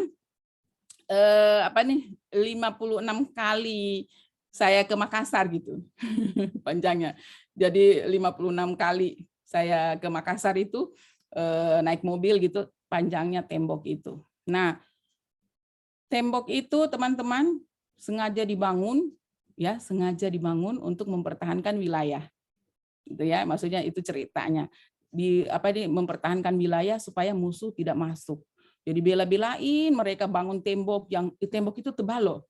Jadi kalau kita nagih tembok itu tembok itu tebalnya itu sekitar kalau 3-4 mobil bisa jejer di situ. Di tebalnya tembok itu di atas itu. pokoknya tebal itu, kita bisa lari-lari di atas temboknya itu ya, maksudnya di atas tembok itu. Jadi mereka bela-belain bangun tembok yang begitu panjang, yang begitu tebal ya, supaya tidak bisa susah untuk ditembus oleh musuh. Dan ternyata setelah dibangun tembok begitu megah, musuh tetap juga bisa masuk. How? Bagaimana caranya musuh bisa masuk? Kira-kira ada yang bisa tahu? Bagaimana caranya musuh bisa masuk ke dalam wilayah yang sudah ditembok tadi? Coba siapa yang bisa kasih tahu saya? Bagaimana caranya musuh bisa masuk? Sudah ditembok tinggi-tinggi gitu ya, tebal lagi temboknya, pengorbanan luar biasa, banyak yang meninggal di situ ya, berkorban untuk membangun tembok. Kemudian berapa banyak material yang disiapkan, berapa banyak anggaran yang disiapkan oleh Cina waktu itu ya. Nah, Pak Yayan, kira-kira apa yang dilakukan oleh musuh sampai dia bisa masuk ke dalam wilayah? Pak Yayan dulu. Izin Bu, kalau seingat yang saya pernah baca itu musuh memberikan suap atau kepada penjaga tembok sehingga mereka diizinkan untuk masuk. Saya ingat itu yang saya pernah baca. Iya. Terima kasih. Iya, baik, makasih. Pak Reza? Kalau Pak Reza? Isu tak kancing lagi ngana Pak Reza. Mana DP kacamata so tak turun di ujung hidungnya ya. Ayo Pak Reza. Putus-putus Ibu, izin Ibu. Bagus. Kalau buka jendela supaya ya. Bagaimana Pak Reza? Izin Ibu. Iya. Jadi kalau dari Pak Yayan tadi kan contoh faktualnya Ibu. Kalau saya mungkin memberikan gambar umumnya. Jadi umumnya gambar umumnya itu adalah dengan cara musuh mempengaruhi orang yang dalam tembok, Ibu. Jadi kayak tadi Pak Yayan kan yang jaga dipengaruhi, ditogok. Lalu kalau kita lihat sejarah juga, kita lihat kan Cina itu adalah bangsa pedagang, Ibu. Jadi mereka memasukkan idealisme dari luar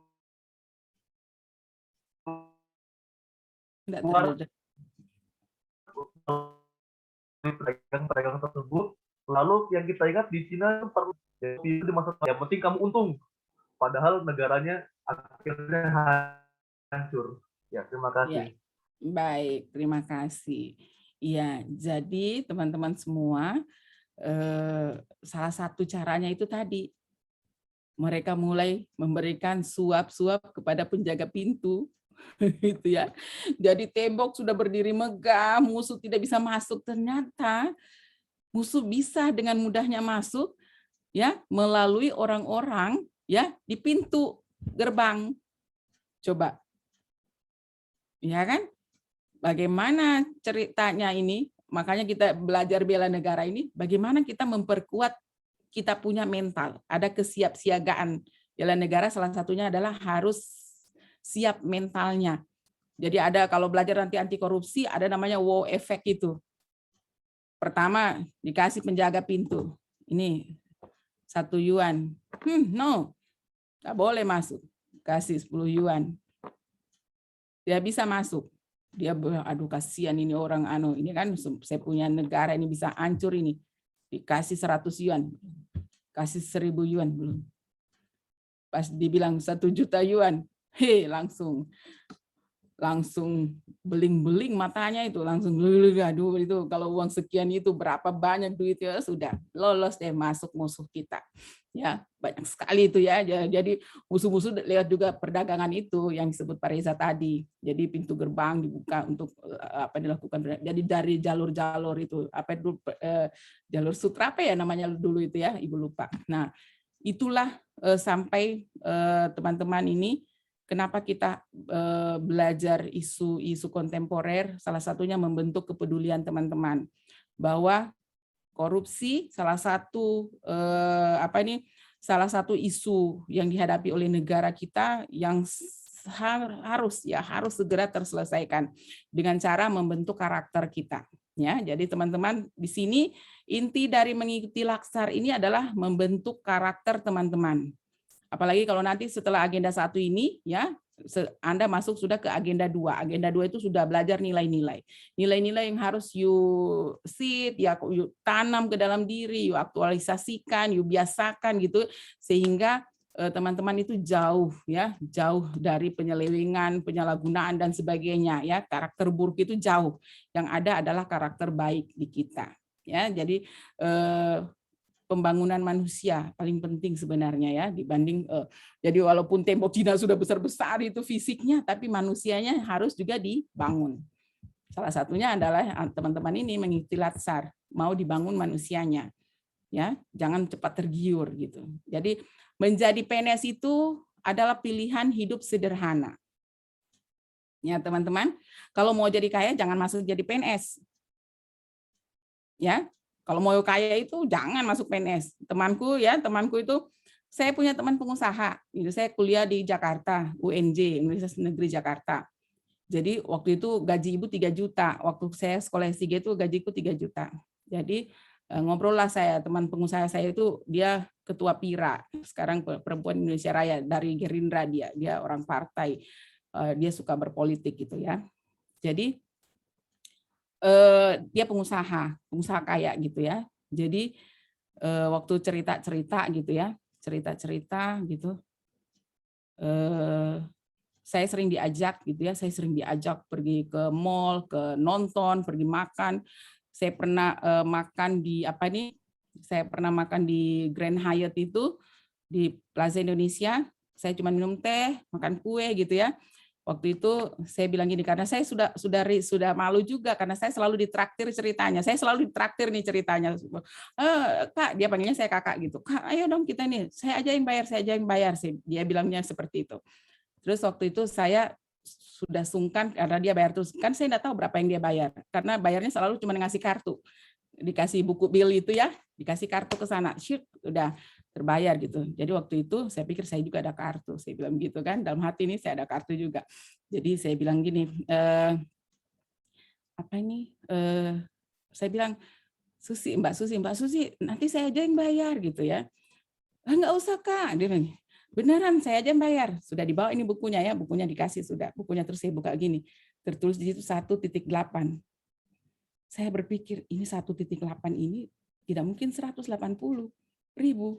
Ya kan, tempatnya ini pas saya lihat, aduh mati. Aduh saya aja gitu ya sudahlah Mbak Susi aja yang bayar Pak. Karena saya sudah lihat itu harganya gila. Saya cuma minum kopi, minum teh, makan kue berapa biji, 1.800.000 mau dibayar. Jadi saya bayar. Oh iya, sudah Mbak Susi aja gitu. Pas cerita-cerita saya enggak tahu bagaimana di mobil kita bercerita. Dia tanya, "Kak, jadi PNS itu berapa gajinya sebulan?" Saya bilang lah 3 juta. Tahu enggak pas saya bilang gajiku 3 juta, itu matanya hampir melompat keluar dari matanya. Ya, dia melotot gitu. Beneran Kak, 3 juta? Astaga Kakak, itu mah cuma buat pulsa data saya sebulan. La ilaha illallah, bilang saya ini orang kaya kayak gitu ya. Jadi kalau mau jadi kaya, jadi pengusaha ya adik-adikku semua. Jadi kalau mau jadi PNS itu harus hidup sederhana. Karena kalau mau kaya nanti Anda berpikirnya macam-macam gitu ya. Kecuali Anda munculkan jiwa entrepreneurship-nya gitu ya. Jadi Anda tetap berfokus jadi PNS, kemudian Anda mungkin buka usaha ditangani oleh orang lain ya. Anda SM manager di situ. Dan Anda tetap berkarir di dunia PNS mungkin saja gitu ya. Tapi ujuk-ujuk tidak ada usaha lain tiba-tiba beli mobil, bikin rumah besar gitu ya. Semua turun Pak Rizal, Pak Audit itu. Dari mana itu doi dia dapat itu? Kenapa dia bisa beli Boto? Kenapa dia bisa beli Fortune? Kenapa? Kan gitu. Betul tidak ya? Jadi you must as a humble person, hidup sederhana. Ya, ibu ini hidup sederhana kalau ibu ini ya. Jadi bagaimana caranya supaya kita bisa menghemat uang yang kita punya. Kalau punya jiwa entrepreneur, ya apa-apa. Tapi kalau enggak punya jiwa wirausaha, harus ditumbuhkan ya. Ibu ini sampai sekarang masih jualan-jualan gitu ya, pergi kemana-mana, beli tas, beli apa gitu, terus dijual lagi gitu. Tetap menambah penghasilan karena kebutuhan hidup tinggi. Ya, seperti itu. Jadi nanti teman-teman, kita harus hidup sederhana supaya isu korupsi itu bisa cepat hilang. Ya, termasuk tadi budaya ucapan terima kasih. Ya, urus apa-apa kasih titip amplop, bawa amplop gitu. Itu saya pernah, itu PPTK saya itu saya marahin di depan umum itu. Dia enggak mau tanda tangan itu. Apa ini pencairan itu kalau tidak ada uang, terus minimal itu uang 1,5 juta di dalam amplop. Dia buka dulu amplop, baru dia lihat kalau itu paling sedikit itu dia tanda tangan. Dan saya enggak tahu kelakuan itu. Pas saya tahu itu saya marahin depan umum, itu dia malu luar biasa dan menjadikan dia berhenti melakukan kegiatan itu. Saya bilang itu uang tidak halal buat kamu dan keluargamu. Saya teriak, itu banyak orang di situ waktu itu. Kayak model-model Risma lah waktu itu saya marahin itu. Pas lihat Risma marah-marah itu saya langsung teringat, ya ampun saya punya kejadian itu kok mirip Risma marah sama anak buahnya gitu. Itu saya sampai nunjuk-nunjuk gitu ya. Itu kamu enggak layak jadi PNS, kata saya. Masa kamu seperti itu? Ini kamu sudah dibayar, sudah dapat honor PPTK juga. Saya sebagai KPA juga saya dapat juga honor KPA. Saya tidak berani melakukan hal seperti itu. Karena kita mau menjaga nama baik kita. Ya kan? Orang tua sudah bangga dengan diri kita saat ini gitu, terus kita coreng nama orang tua kita ya dengan perbuatan jelek. Wah, janganlah. Gitu ya. Jadi itu isu yang salah satu isu yang dihadapi negara. Banyak lagi isu ya yang sudah teman-teman sampaikan tadi. Oke, itu cerita ibu gitu ya. Jadi pengalaman-pengalaman ibu ya dalam bekerja gitu ya. Jadi tetap nanti teman-teman harus bisa menjaga nama baik. Jadi salah satu bentuk kepedulian saya itu adalah menjaga amanah ya, menjaga amanah. Jadi teman-teman kalau misalnya dikasih tugas ya berkaitan dengan keuangan, jaga betul amanah itu. Ibu itu sudah merasakan itu memegang proyek ratusan miliar itu. Ya ampun, itu sampai kena sampai bagaimana bisa menjaga bahwa uang itu aman ya, bahwa pembangunan itu berjalan sesuai sesuai aturan, berjalan sesuai RAB-nya, berjalan sesuai ketentuan. Pokoknya seperti itu deh. Menjaga itu betul-betul kita punya upaya yang sangat keras ya. Nah, itulah perjuangan, itulah bentuk bela negara sebenarnya, benar kan? Bagaimana kita bertugas membela negara ini supaya tidak bocor ini uang. Ya alhamdulillah kemarin itu temuannya itu Pak Rizal kecil saja, cuma 0,026%, ya, tidak sampai 0,1%, 0,026%, kecil sekali temuannya. Temuannya itu ada yang beberapa kekurangan volume pekerjaan, tapi kecil saja. Kemudian ada kelalaian dalam membayar pajak kayak gitu. Kecil sekali, tidak sampai 0,1%, 0,026% saja temuannya. Ya, jadi makanya kita dapat WTP itu ya, wajar tanpa pengecualian karena bagus di dalam pelaporan keuangan dan fisik pekerjaan juga terjadi temuan yang sangat kecil. Seperti itu. Itu kita pejuang di situ. Benar enggak? Kita sebagai pejuang di situ. Nah, teman-teman silakan berjuang masing-masing nanti di bidang kerjanya masing-masing. Jadi memperbaiki keadaan yang ada. Oke deh, sampai di sini ada yang mau ditanyakan?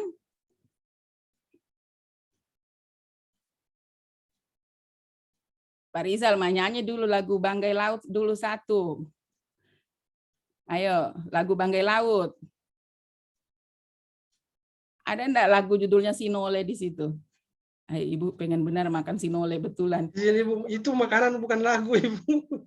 Yes, Ibu tahu itu. Maksudnya Ibu kalau ada lagu yang judulnya sinole dan begitu. Kalau sinole tidak ada. Jadi Ibu itu pengen sekali makan sinole itu, tapi saya tidak tahu caranya bikin. Siapa yang bisa kasih tahu caranya bikin seperti apa? Yang punya resep. Ibu pengen sekali, tapi Ibu enggak tahu bikin. Ibu sering, kalau di Banggai Laut, Ibu tidak pernah ke Banggai Laut tidak makan sinole. Jadi Ibu selalu kalau sampai Banggai Laut harus makan sinole dengan kuah asam ikannya, ikan bakarnya. Sama lobsternya, sama kepitingnya.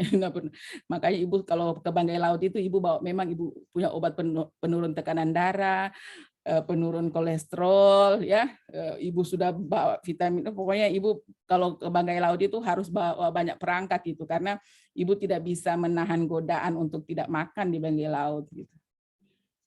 Siapa yang mau kasih resepnya, cara-cara masaknya? Bu Aminah, bagaimana cara masaknya Bu Aminah? Ya Ibu. Kalau untuk buat sinole, biasanya saya itu dari mulai sagunya dibuat dulu dihambur-hamburkan agar tidak terlalu padat yang daripada kemudian biasanya kita siapkan juga santan kelapa sedikit. Dengan kalau ada kelapa yang agak muda dicampurkan juga sedikit. Sama awal mula pengerjaannya biasanya kita sengara apa nama bagusnya ya ini sangrai sagunya, kemudian ditambahkan sambil dijaga terus sagunya itu supaya jangan angus, dia harus dijaga terus, nggak boleh didiamkan Ibu, kalau tidak nanti dia keras, dia hangus di bawah. Jadi setelah itu mulai ditambah-tambahkan bumbu-bumbunya kayak garam, kemudian biasanya juga ditambah gula sedikit penyedap rasa, terus ditambahkan dengan santan kelapa itu sama kelapa muda, kelapa yang tidak terlalu tua yang dicukup sedikit, iya. Jadi nanti ada rasa-rasa manisnya sedikit gitu. Oh ternyata kelapanya tidak dicampur di sagunya ya? Nanti sudah disangrai biasanya baru disangrai, baru kelapanya pelan-pelan dimasukkan. Iya, ditaruh sedikit Ibu. Ya. I will try it. Kalau Bu Dewi seperti itu caranya masak? Suaranya Bu Dewi? Saya tanyanya ke emak-emak ini, tidak mungkin saya tanya ke Bapak. Kalau saya Ibu, kalau gulanya itu, kalau langsung dihambur di sagunya itu, dia akan kayak biji-biji begitu kalau dimakan. Jadi lebih baik dicampurkan dulu di air kelapanya itu. Jadi dia larut dulu, makanya rasanya sebentar manis-manis begitu Ibu. Itu kalau yang suka manis, karena ada orang lain juga nggak suka manis, nggak pakai gula. Kalau mau taruh gulanya dicairkan dulu dia air santan itu ya? Iya. Kalau saya air kelapa Ibu, air kelapa yang iya. Saya bukan pakai santan. Tidak, saya pakai air kelapa. Air kelapa, oh iya. Oke.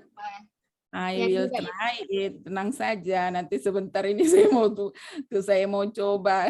Dan dekat rumah saya ada yang jualan sagu. Maksudnya ada penjual sayur ikan gitu ya. Dekat rumah saya itu ada pasar kecil gitu ya. Jadi saya biasanya lihat sagu ini pengen makan sinole tapi enggak tahu caranya bikin. Pak Reza tahu caranya bikin? Pak Reza pernah makan sinole? Tidak Ibu. Pernah makan sinole kan? Pernah Ibu. Pernah Ibu. Sering. Iya, saya suka sekali makan itu sinole itu. Coba angkat tangan di sini yang belum pernah makan sinole. Tidak ada, semua so pernah masak ini sinole, so pernah makan ini sinole ini. Saya kira itu sinole ada DP lagu. Ternyata ada DP lagu, Rizal. Ibu nanti pas Caraka saja Ibu suruh Pak Pres bikin lagu. Iya, harus kita tutup itu agenda 1 dengan satu lagu judulnya Sinole, boleh? Nanti Pak Rizal yang menyanyi akan ya. Boleh Sinole. Harusnya ada itu, harus ada lagu itu judulnya Sinole. Nanti Stacey yang boleh menyanyi. Oke, itu ya. Jadi teman-teman kalau berbicara tentang Indonesia itu, kalau saya mau berbicara tentang Indonesia itu saya tidak akan putus-putusnya bercerita tentang Indonesia ya. Jadi kita ini kan bela negara Indonesia gitu ya. Kita itu punya makanan yang tersebar dari Aceh sampai Papua. Beribu-ribu jenisnya. Benar enggak? Kalau teman-teman itu nonton, saya suka ada satu kanal itu YouTube yang saya suka itu Hari Jason itu ya, dia itu suka memasak masakan Indonesia di Korea dan dia kasih ke tantenya, emaknya, adiknya itu yang aduh kenapa ini kok ada makanan surga, mereka katakan itu makanan surga gitu ya. Kita itu luar biasa, berbeda sangat. Kalau coba bayangkan waktu Ibu ke Singapura mau sarapan yang ada cuma roti, kan roti. Pagi-pagi kita selalu cari nasi, keliling cari nasi, nggak ada orang jual nasi pagi-pagi, yang ada cuma roti, taruh selai, ya, taruh selai makan, itu saja. Kalau kita kan banyak sekali variasi makanan kita kalau pagi, benar kan? Kalau orang Eropa itu, orang Barat itu makanan paginya cuma roti, cuma satu macam saja. Tiada indah-indahnya ini hidup. Cuma roti, maksudnya yang dia tahu makan cuma roti, telur gitu ya, itu saja. Kalau tuh orang kan pagi-pagi, so ada ubi rebus, ya kan, ada pisang rebus, so ada gami-gami kalapa, ya kan, so ada sagunya, so ada dange-dangenya, so ada sinolenya, banyak lagi. Ya, ada bubur ayamnya, ya banyak. Kalau saya waktu kuliah ada namanya ketan, masakan ketan, kemudian makannya dengan bumbu kacang. Itu orang pakai sarapan. Jadi kalau seluruh orang Indonesia pagi-pagi ditanyakan kamu sarapan apa, akan muncul jawaban yang beragam makanan yang kita makan. Benar enggak? Luar biasa tuh Indonesia itu ya. Luar biasa. Ada bubur kacang hijau, ya kan? Ada yang bikin palu butung, ada kolak segala macam ya. Kita punya makanan luar biasa. Kita punya camilan snack ya. Pagi itu banyak sekali. Mau onde-onde, mau donat, mau roti goreng, semua ada. Luar biasa. Jadi kecintaan kita kepada Indonesia itu luar biasa. Teman-teman sudah saya ceritakan kemarin beli pisang ibu di Korea berapa harganya satu? Sudah ya? Bayangkan. 100.000 satu biji. Kita bagi ampa, ya ubi, bayangkan ubi satu biji itu ibu beli di Jepang itu, ya ampun. Tahu enggak, nanti ini insya Allah Januari mau ke Swiss.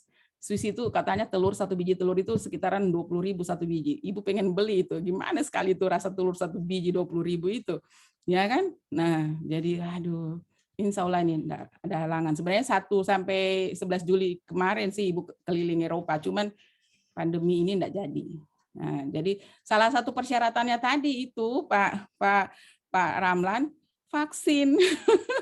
Jadi paspor bisa ada, visa bisa ada, harus orang yang ke sana itu divaksinasi. Negara itu bikin kebijakan seperti itu, negara di sana gitu. Orang-orang yang datang berkunjung, jadi Spanyol buka, Swiss sudah buka, Prancis sudah buka, negara-negara lain belum, kayak Belanda, Jerman belum, mereka belum buka border, belum buka perbatasan mereka untuk turis masuk. Persyaratannya untuk masuk kita sudah divaksinasi.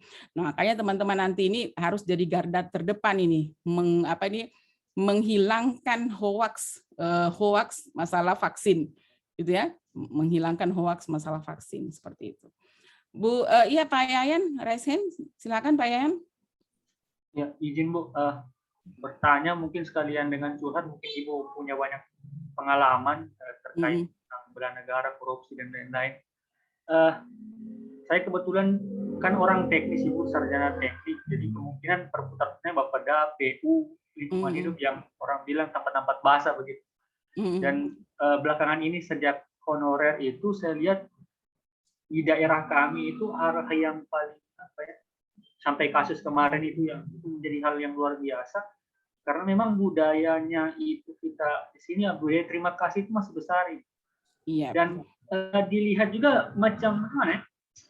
Memang itu seperti yang gue bilang, kita ini tidak bersalah, tidak punya dosa kalau dapat terima kasih gitu, karena sudah menjadi budaya. Itu kalau tipsnya Ibu itu bagaimana kira-kira menghadapi itu tentang budaya terima kasih seperti sebagai pengalaman Ibu yang terjadi PPK dan lain sebagainya, karena itu kekurangan volume pekerjaan. Di sini beberapa kali pekerjaan jalan yang dari dibangun 2015, 2016-17 itu sudah lubang-lubang lagi, itu sudah memang kualitasnya kurang bagus. Padahal anggaran yang kita anggarkan itu cukup besar untuk dikerjakan pekerjaan itu. Kemudian yang kedua, Ibu, budaya terima kasih yang Ibu bilang tadi. Bisa contoh begini, Bu.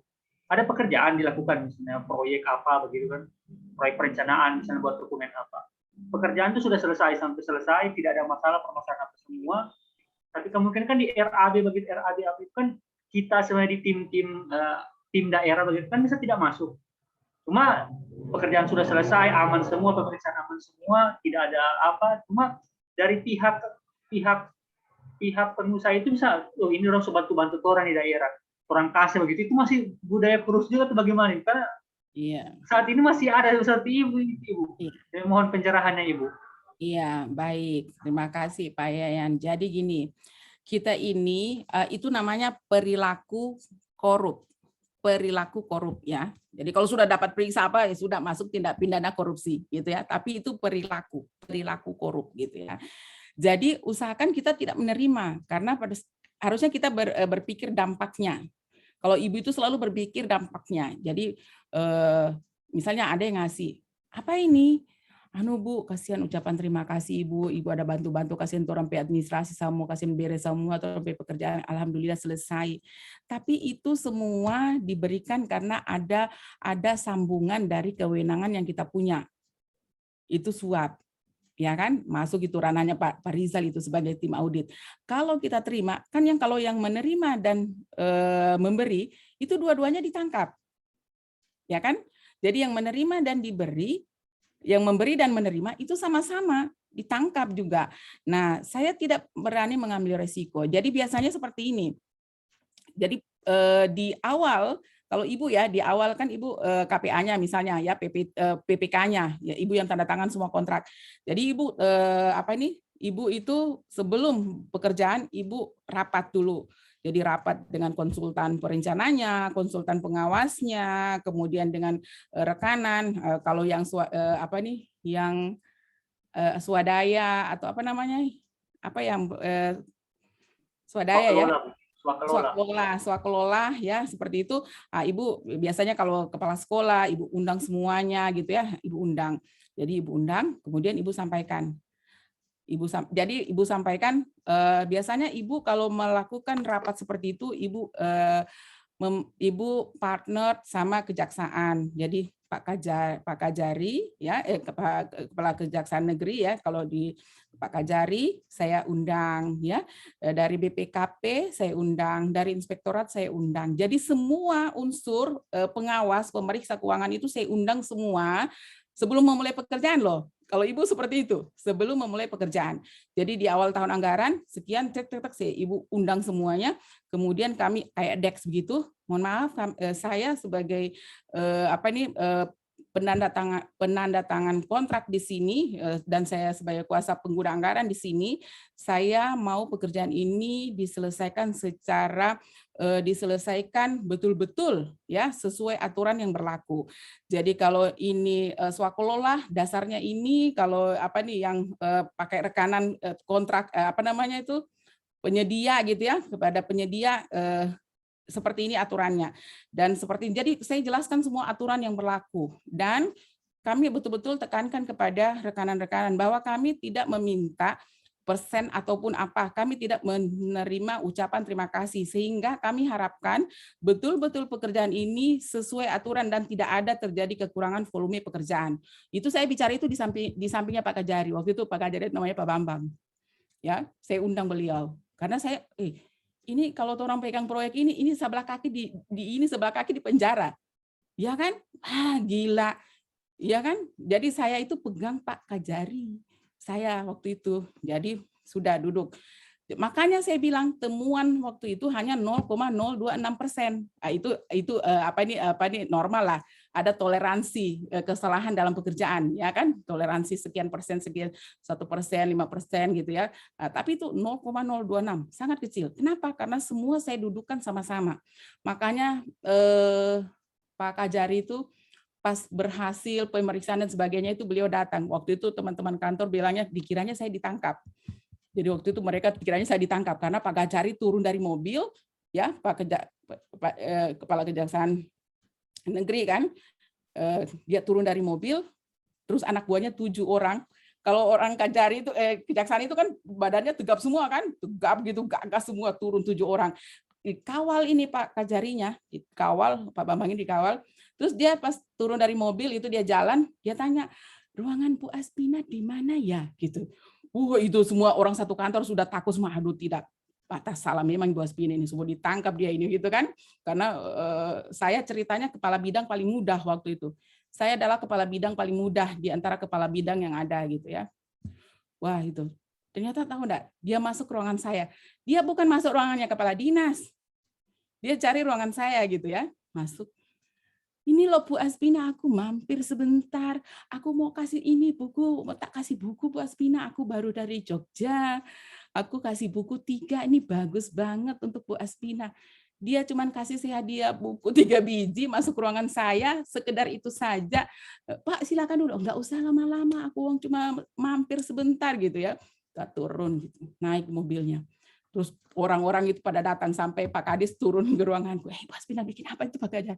Tidak Pak, dia cuma kasih akang saya buku 3 biji, dia suruh baca gitu. Kenapa? Kita menggandeng ya, orang-orang yang paham tentang aturan, orang inspektorat, DPKP, Ibu gandeng semua untuk mengawal Ibu melaksanakan pekerjaan. Jadi aman.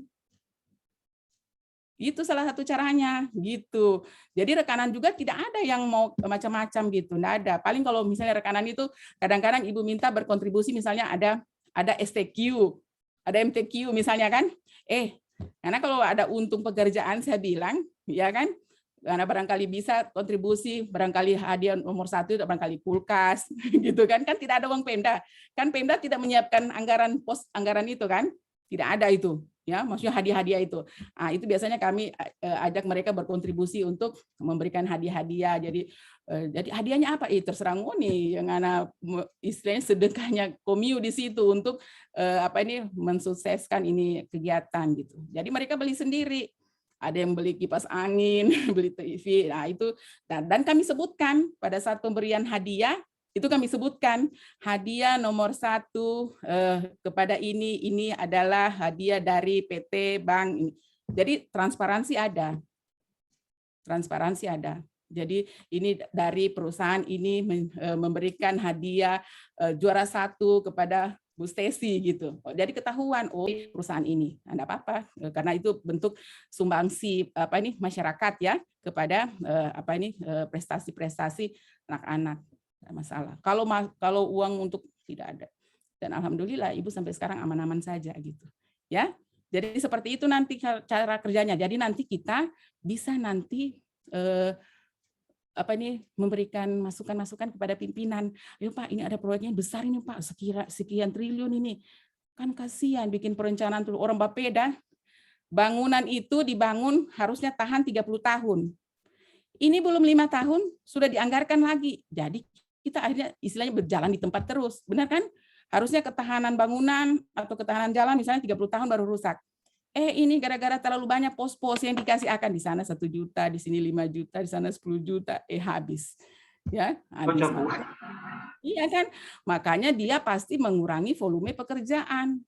Pasti. Jadi campurannya misalnya 1,3 dia bikin 1,10. Ya sudahlah. Nah, akhirnya apa? Orang Bapeda akhirnya harus bikin perencanaan lagi, harusnya 30 tahun ke depan baru bikin perencanaan pembangunan sekolah misalnya atau pembangunan gedung. Ya 5 tahun begini sudah harus renov lah, sudah harus inilah seperti itu. Jadi memang kita mulai dari diri kita sendiri dulu deh, karena tanpa kita sadar ya, misalnya orangnya staff dikasih dia cuma kasih akang 100.000, iya itu 1 kali datang. Kalau ada 10 orang sih itu berarti 1 juta, belum ngapain bos, belum ngapain atasan lagi, belum lagi, bayangkan Jo itu. Makanya jangan heran apa-apa semua rusak, baru belum ditempati, kena gempa jatuh semua DP pelapon. Sudahlah. Iya, silakan Bu Dewi. Dari jatuh pelapon. Kita tinggal 5 menit. Banyak, Bu. Ya, baik. Bu Dewi silakan, kita masih punya waktu sekitar 5 menit. Ya Ibu, jadi saya di sini mau membagikan sedikit cerita. Ini pengalaman saya memang benar-benar terjadi. Jadi saya pernah mengantri di salah satu bank di Banggai Laut. Ya. Jadi ada 2 orang ibu-ibu mau melakukan pencairan yang UMKM itu. Nah, jadi ada salah satu pegawai yang membantunya karena mereka tidak tahu, jadi cairkan. Nah, setelah keluar dari bank, ibu-ibu itu memberikan sama pegawai tersebut. Pokoknya mereka sudah baku di situ. Saja Ibu terima saja, kasihan Ibu so bantu orang ini. Jangan Ibu, saya dipecat ini Ibu. Masalahnya di sini Ibu banyak sekali orang ini di luar bank. Pokoknya sudah kacau, hiruk pikuk pokoknya. Baku bantah Ibu. Pokoknya ambil saja, kasihan. Nah, habis itu jadi karena mungkin ini pegawai juga sudah malu kan, banyak sekali orang lihat ini Ibu. Nah, jadi dia sudah itu uang, tapi saya tidak tahu uangnya berapa gitu. Nah, jadi dia masuk lagi di bank, dia tanya sama ini yang ke karyawan-karyawan bank, Bapak mau minum apa ini gitu, mau makan apa begitu. Saya tidak bisa terima ini uang begitu. Itu ibu-ibu yang 2 orang sudah pergi. Saya tidak bisa terima ini uang. Langsung jadi karyawan itu bilang, terserah ibu saja mau belikan apa. Jadi semua yang di bank situ orang-orang dibelikan karyawan bank itu. Jadi saya itu melihat itu, memang ada niat saya untuk mau kasih tahu sama ibu 2 orang ya, jangan kasih uang sama ini pegawai yang urusakan ini. Tapi mungkin sebentar mereka kamu urusannya kita begitu Ibu. Jadi saat itu saya diam dan melihat kejadian-kejadian seperti itu. Ya, terima kasih. Iya, baik. Ya, itulah tadi yang Ibu bilang tadi itu, KPK itu bikin penelitian. Salah satu penyebab korupsi di Indonesia hilang, itu salah satunya budaya Indonesia yang itu, budaya ucapan terima kasih. Seperti itu ya. Padahal itu tidak perlu, harus hilang ya, harus hilang. Karena kalau tidak, kan peruntukannya sudah untuk memang disusun program peruntukannya untuk misalnya UMKM. Diberdayakanlah uang itu seoptimal mungkin gitu ya. Cuman memang itulah masyarakat kita yang harus kita edukasi lagi ya. Masyarakat kita lah yang punya tugas itu mengedukasi. Karena teman-teman berbeda sangat perilaku memberikan itu akan merusak karakter PNS. Merusak karakter PNS. Contoh, kalau ada 5 orang datang, yang satu kasih uang 100.000, yang kasih 50.000, yang kasih 20.000, yang kasih 10.000, yang lain tidak ada, yang satu tidak ada. Ini kalau 5 orang ini datang bersamaan, tentu beda senyumnya saja ke 5 orang ini akan berbeda. Benar enggak? Pasti berbeda. Ya kan, yang kasih pertama 100.000, mungkin dia senyum lebar sekali. Bapak, mari Bapak, mari Bapak perlu apa? Tapi kalau yang satu ini tidak kasih, pas dia itu Bapak yang pelit itu biar cuma 5.000 dia kasih kita nyanda. Dia balik akan muka ke sana, dia pura-pura tidak lihat. Itu sudah merusak karakter kita sebagai PNS, sebagai pelayan masyarakat tanpa kita sadari. Benar nggak? Ya kan? Beda lah, pasti beda. Ya kan? Nah, makanya kita berusaha untuk tidak menerima itu supaya kita tetap bisa senyum. 5 orang datang tadi ini, ya, bisa kita senyum lebar semua. Ya, bisa kasih pelayanan terbaik karena kita tidak merasa terbebani, kita tidak terbebani dengan pemberian mereka itu. Bisa ya? Waktunya habis. Mau suka baca cerita lagi saya, Pak Rizal, angkat tangan lagi. Pak Rizal, besok kita sambung, Pak Rizal. Iya, Bu. Rabu Jo. Habis DP waktu. Ya. Jadi kan enak pas Ibu bicara langsung tak keluar kita masuk di ruang besar. Jadi seperti itu ya teman-teman ya. Jadi menerima itu akan merusak karakter kita sebagai pelayan masyarakat karena berbeda. Apalagi yang pegang proyek. Yang satu kalau setiap ketemu kasih 1 juta. Yang satu kasih 500, yang satu kasih 200, yang satu kasih 100. Yang satu sama sekali dia kasih apa-apa. Beda itu senyumnya menghadapi 5 orang itu kalau datang bersama-sama. Pasti beda. Ya kan? Makanya itu kita tidak ingin menerima pemberian-pemberian itu karena akan merusak karakter kita sebagai pelayan masyarakat. Bagaimana kalau datang kemari pengusaha kulu-kulu, kasihan dia mau cari itu termen 1 turun dulu DP anggaran, baru dia mau bekerja itu proyek. Sedangkan dia cuma minta dengan pinjam tetangga dulu, kasih pinjam akan dulu karena pedoin tuh beli bensin. Ngana mau berharap dari dia, ya kan? Itu merusak karakter pelayanan. Oke deh teman-teman ya. Nanti itu ya isu-isu kontemporer yang kita hadapi bersama. Nanti besok kita coba presentasikan yang isunya yang per individu ya, tapi tidak semuanya, tidak perlu semuanya. Oke, baik ya teman-teman, semangat semua. Akhirnya Ibu kita akhiri ya pertemuan kita pagi ini. Semangat semuanya, kita teriakan kata merdeka 3 kali. 1, 2, 3. Merdeka, Merdeka. Alhamdulillah. Terima kasih semuanya. Assalamualaikum warahmatullahi wabarakatuh. Waalaikumsalam warahmatullahi wabarakatuh. Aduh. Ya. Mohon izin ya, Ibu leave room dulu.